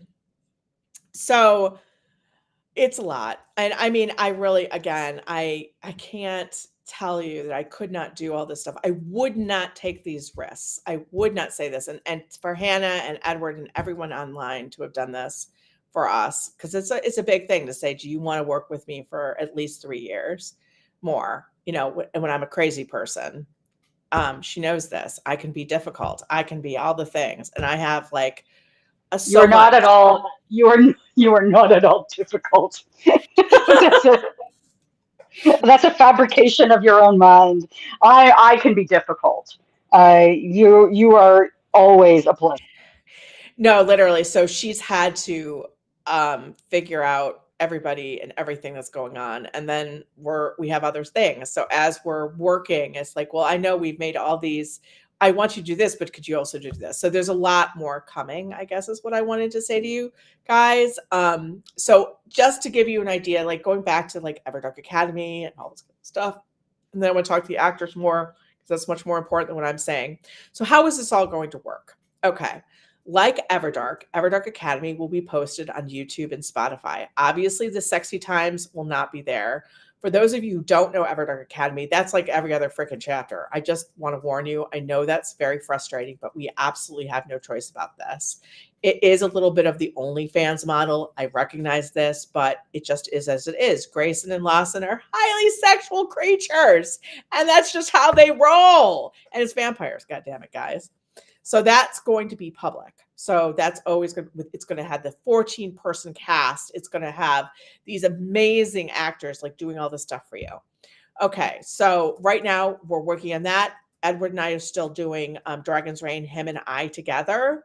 Now, these projects that I've added in, i.e. The Night Prince and i.e. Empire of Stars, will I keep doing my version for the site and for YouTube? Yes, I will. That will be, the Night Prince will be part of your subscription and it will continue on as me. Edward's version, however, will be exclusive to Audible because that is the only way we can make any money on Audible because otherwise they pay you a pittance. So his will be exclusive so that you can use your membership credits there. But you will get the audio of Night Prince from me. But if you want Edward's, that would be separate. Empire of Stars, you will continue to get it for free with the Sexy Time chapters on the site, just as we've done this entire thing. I'm going to do the entire thing all the way to chapter, whatever the hell it's going to be. Edward, I'm sorry, it's heading towards 200 right now. Edward's version will be on Audible, and it will be done just as we've done Everdark, which is in 15 chapter segments, which is approximately 7 to 8 hours of audio. It's a lot, but I'm asking a lot of him to do these. So next year, the Night Prince Edward's version will start and will be on Audible. But again, he's got to do Everdark Academy. Then he's got to do the Night Prince. He's still got to do Dragon's Reign.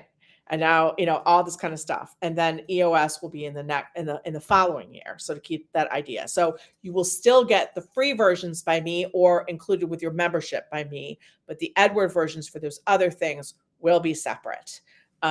So that we can continue to, keep him in champagne and Hershey bars or something like that, and believe me, I don't pay them enough for all they're doing, to be perfectly blunt, but they kindly agree to do this. So, oh yeah, definitely, Liz, this is a great thing. And we need to talk about vocal health and technique. We will go to that next, because I know there's a lot of aspiring voice actors on this wonderful stream. But one thing that I did want to say about this is that my hope is, and Hannah does not have to say what she feels about this yet because she's agreed to do certain things. But my hope is that Dark Equinox will be even bigger than Dark Academy and will be public, and that we would be doing, for example, the crossover eventually as well. But she's not agreed to it. Nobody's agreed to it on that side. That is my hope, wish, and dreams. But I feel like at this point we're like already we've got like a 3-year schedule going. Yeah. That we can't even really talk about it. Yeah. Until like 2026, guys. We can't even have Raythe and I aren't even allowed to talk about another project until 2026. We are not. We've been forbidden. We're forbidden. So she's being good about this. So, but I just want you guys to know, in terms of that's my dream, but these are working actors who have lives outside of this. But I've already got them for these things, so I feel very grateful for this. And if I have my druthers, this will always continue. So there'll always be some kind of public project, but there will also be these other projects we're doing. So that's really what we're going to do again. So that's where I'm going here. So don't worry, for those of you who have enjoyed me. Oh God, Brand's been in rehearsal all day and now he's here. We're going to talk about that. Because I think that this is really important to talk about how do actors do all of this? How do you switch projects and all this kind of stuff? But I think for sure, what's important to know is that we have Everdark Academy is over 169 chapters long. That's 3 years of stuff. So just keep that in mind. And in the meantime, we're going to be doing other things. So more to come on that. But Liz actually pointed out something because there's someone asked about vocal health and technique in the chat. And so this is something, Edward, knowing all that you have taken on, and Bran too, because you guys are both working actors. You're doing movie, television, plays, and audio work. How the hell do you do this? How do you keep your voices good? Your whole like physical self. Raythe, Yeah. I'm just going to interrupt you for a quick second. I think you should definitely direct some of this to Liz because she teaches voice and acting at university level. So she's going to have some real insight. Like if all the aspiring voice actors out there should be listening to Liz on this one. I thought she was being shy and I didn't want to put her in the spotlight. Liz, I'm sorry. Now you're in the spotlight. You got to talk now. Have we lost her? Oh, no. Oh, it's all so tragic. Tragic. Oh, no. We did. Wait, nope, we did. She's back. Hold on. I'll put in my speech. You're back. You're back. Oh, I'm back. Okay. Well, thanks for that, Hannah. Yeah, I've been teaching voice and speech for actors for a long time now. And one of the things that quite a few people have been saying, I want to get into voice acting. Tell me how to do it. Well, the first thing you've got to do, I think, is learn your technique, and that means getting a teacher, getting some training, because there's more to this than meets the ear. Really, you have to learn so many different things. It's a different kind of acting. The principles are exactly the same. It's about who you are and relationships and telling a story. But the techniques that are involved are quite different from, say, working on screen and stage. They're all different. But the one thing I would say is that working with your voice for a long time, and I'm thinking, Edward, of you, people have just been talking about the heavy load on your voice in the studio. Maybe you can respond to this, but I find I can only work for about an hour before I need to take a break. I need to have water on hand all the time when I'm recording. I need to get some fresh air because you get very stale in the studio. About an hour, and then I need a rest. And I think some studios, and I don't think HGR is one of them, but some of them expect voice actors to come in, sit down, and work for 8 hours, and you just can't do it. So vocal health is a really big item on my to-do list. So get a teacher, look after your voice, and practice. Hugely important.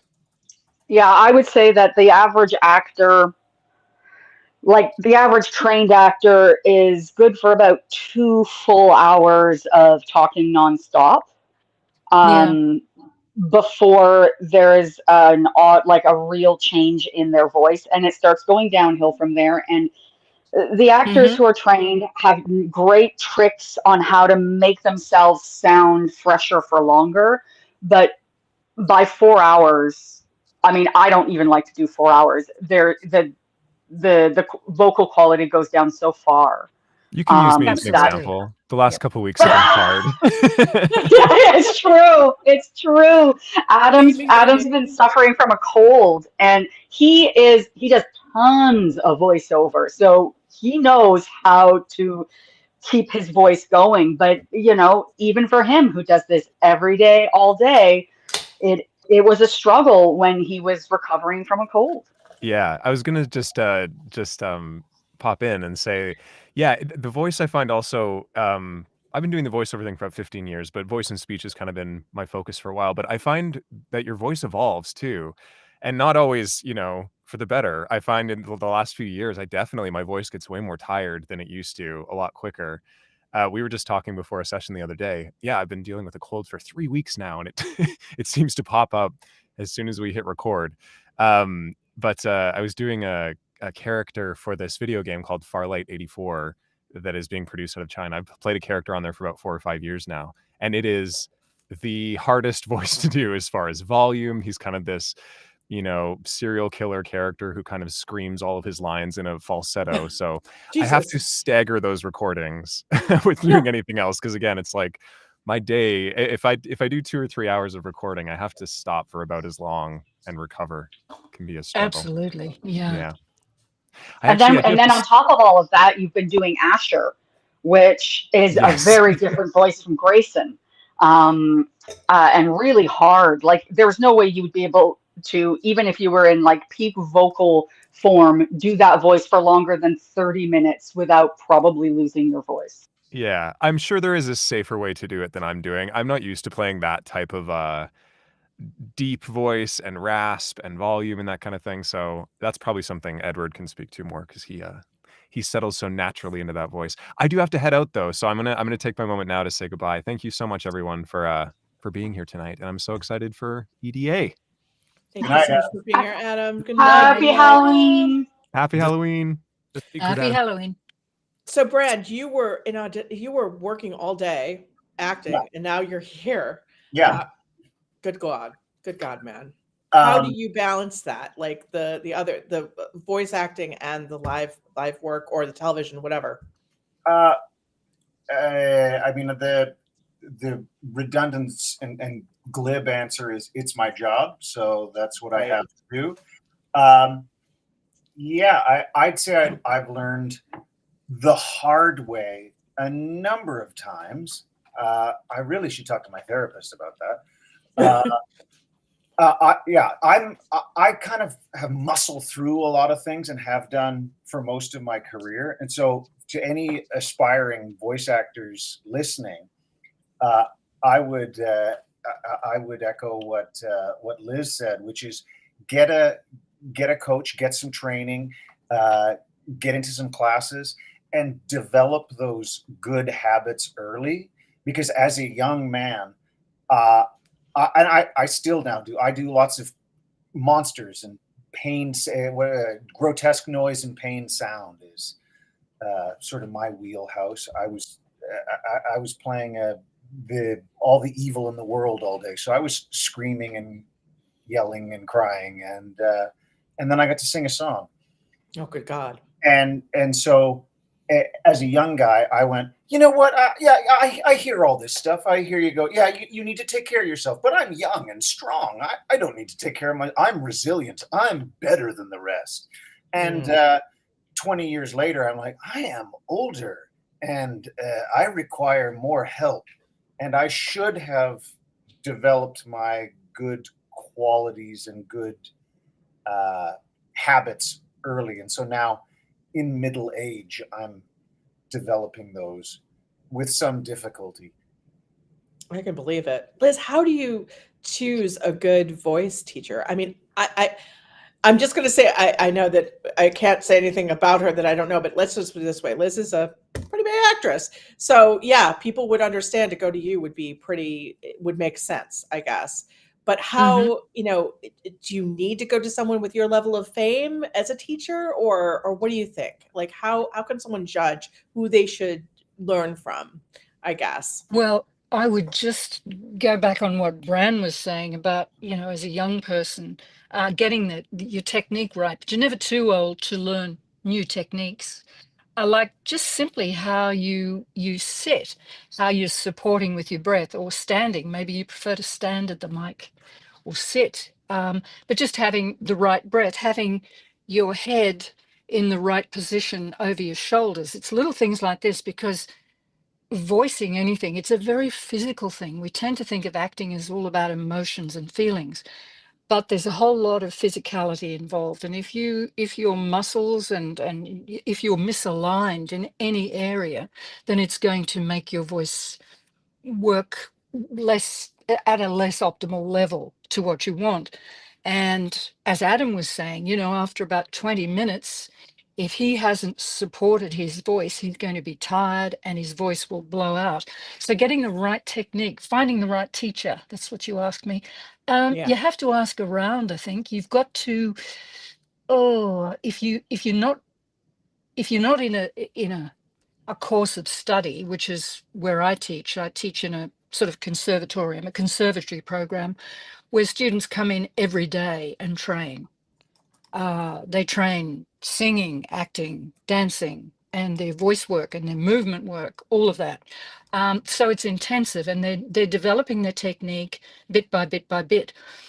But if you can't do that, and most people won't be in a position to, then you have to look around for a good teacher, ask around the good ones. People know who the good ones are, and go train with them. Go get coached.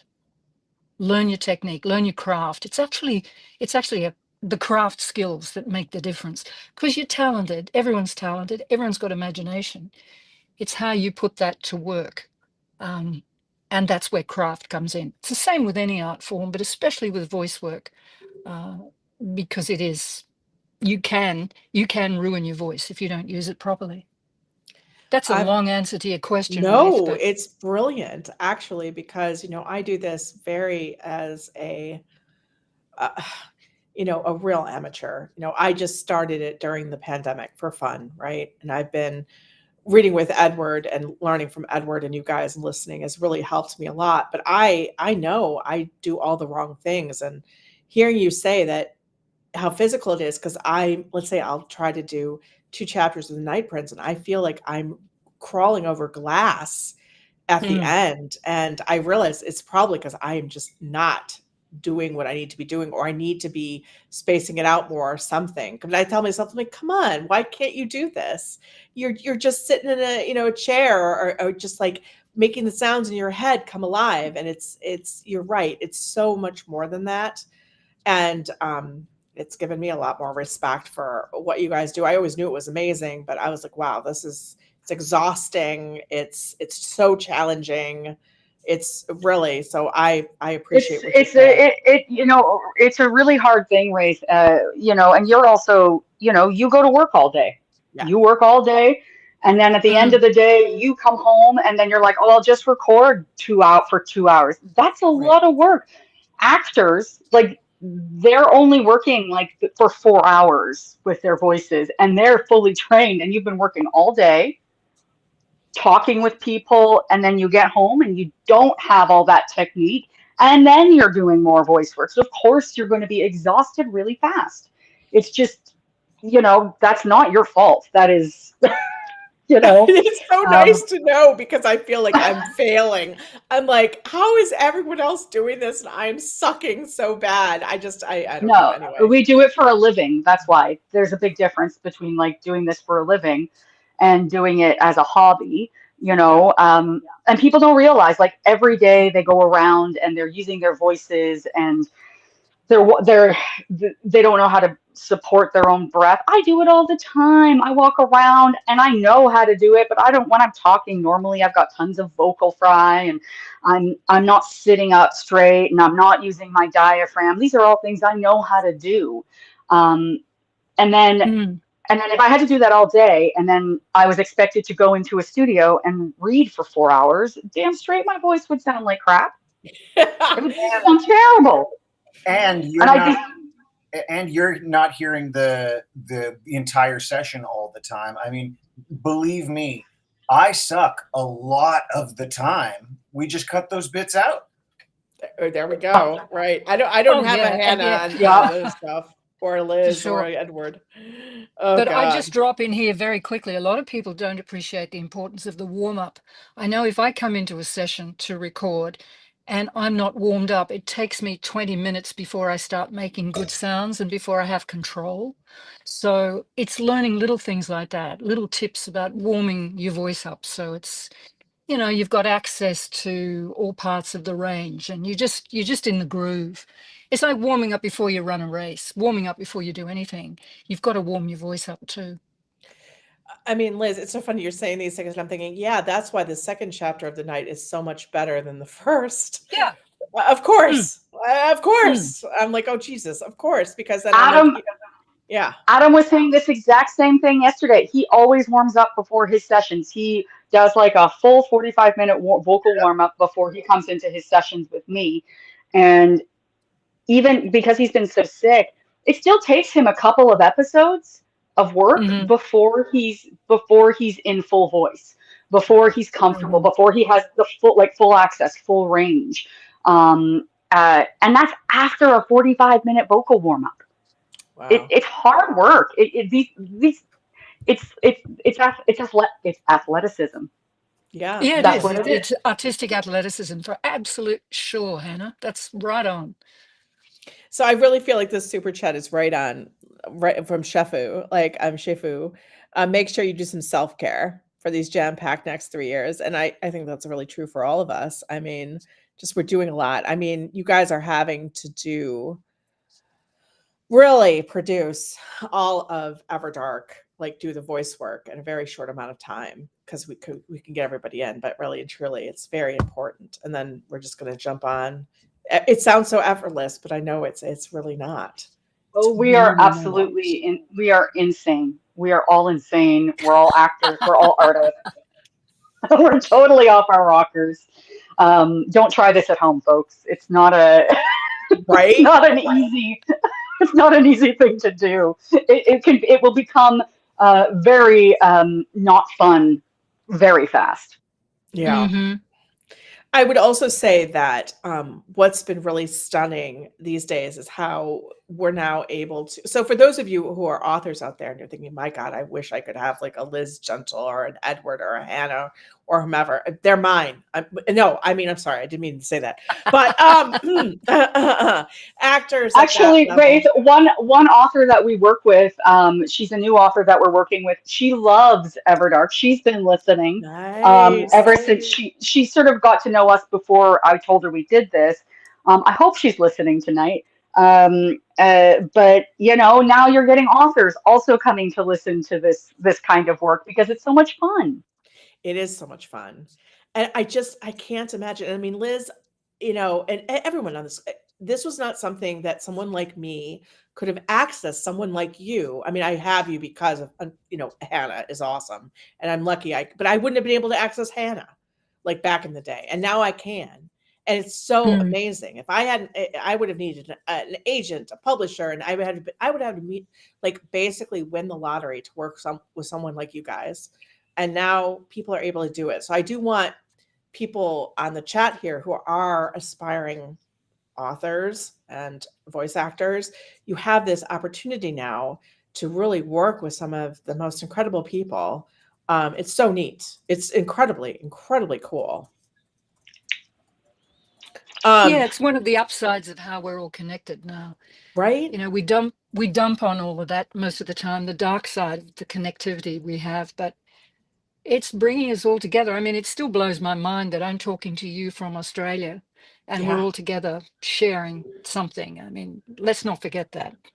Yeah, it really just, it blows my mind. When I began in 2009, oh Jesus, with Raythe Rain, and when I first tried to get voice actors, there was a guy who literally sounded like a James Bond villain, Mr. Harding. It was great. He was awesome. Don't get me wrong, but I mean, now to get actors of your quality to do this stuff, it's just stunning. And so I want to encourage everyone, if you have a dream to write, to do voice work, you're getting this opportunity. Take the internet and make it work for you. Make it the good side, the golden side, for sure. Because it's been like a dream come true for me, for sure. All right, let me answer Leisurely Panda, and I know we have other stuff. Oh God, guys, I'm so sorry I've not answered your questions. I said, Raythe, do you think the Dragon's Reign world has a group of unicorn shifters and a motorcycle gang a la Bikers Against Child Abuse? Well, there is going to be now, Leisurely Panda. That's happening. That's now happening. That will be our Jump the Shark moment. Also, will Tilly be older? I'd love to see her as a young adult. I don't know. I sort of want it to be a few years later, maybe when she's more an older teenager for sure. But I'm not 100%. I don't see her as that much older, but we'll see. We will see for sure, for sure, for sure, for sure. That will be in the Ravenscroft Publishing series. Exactly. Spin-off fanfic. Oh my god. Croft romance. So one of the things you should know, Edward, is that when I wrote Empire of Stars, which is one of the works that you're going to be doing, I actually asked members to come up with characters, and one of them is a reptilian alien named Chal that was created by Verilyn. And yes, Edward will be reading Chal. It will be happening. It will be happening, man. It will be totally happening. So as I'm going through all this, you guys have been on for over 2 hours, and I don't want to extend this more. It's been a long day, I'm sure, for everyone. And you've been so kind, all of you, for everything that you've been doing. But I guess one of the things, oh wait, Lily has, I'm sorry, one more. There's another super chat. I feel like I've missed some super chats. Here's for that cup of coffee. You will need Edward for all the wonderful work you are doing for all these projects. Much love. Can't wait to see your voice for Vex. That is, yeah, you and I have to talk about the Night Prince soon, Edward. Soon. I know. We'll have to do that. Vex is now a beloved character. As you're finding, there's so many of them. Oh, yeah. This is like... If it weren't fans, this would not be happening. Would not be happening, without you guys. So just to also let you all know how this is going to work, we're going to do it a little bit differently than we have in the past. The audiobooks are going to be just as they always have been, where the membership gets them first. The membership gets them for less if they wish to buy them for Everdark Academy. But we are going to have omnibuses for the hardcovers and soft covers, and they're going to be absolutely gorgeous with sprayed edges, all the foil, all the fancy silk bookmarks. That will all be coming out so that it's, people will have options. There is some cool stuff that I want to send to the actors that's coming up on this, but we'll just keep that under the hat. That's coming. But there's a lot of good stuff that will be happening with Everdark Academy. But again, I want you guys to know that you will be able to listen online like you have on Spotify and YouTube, and then hear the uncut version on Raythe Rain. And I hope that I'll be able to get all these people together again for more live streams and all this kind of stuff. So that will be always happening. So Everdark Academy is going that way. You'll be able to purchase the audiobooks in 15 chapter segments. But like I said, again, the ebooks, the hardcovers and soft covers are going to be probably in volumes of 3, so that it's less onerous for people to have to do all this, but they should be gorgeous. So, but more to come on that, especially with Everdark. For those of you who've wanted soft covers, we're going to do something incredibly special at the end of the public podcast. So that's all good. Okay, so hold on one second. I feel like I'm so behind on the chat. Kat, I've missed so much. Yes. Okay. More Miss Starry. Okay, Edward. How does it feel to play Balthazar and Elgar? They know each other so well. Yes, they have to rebuild that bond because of trauma. So how does that work when you have two characters that you're playing so very different, but have such a relationship? I think it's just like playing any... The boring answer, it's like playing any character. You do it one at a time, put yourself in their shoes, so to speak, and tell a story. I really like their dynamic. I really like how much Elgar actually knows and is keeping from Balthazar. Yeah. Loves him. And waiting for the time when Balthazar works it all out, and then they can hash it out. And I'm looking forward to the 3rd installment, Everdark Eclipse, when I feel that relationship may just come to a head. Yeah, So a little bit. Both of them. I think they're lovely. I think Balthazar sees himself as the father figure or as the caregiver, and I'm not sure he is. I feel like everyone's taking care of him a little bit because he's a little, yeah. But Well, I think he's got a huge burden, actually. He does, and he has deliberately locked most of it away.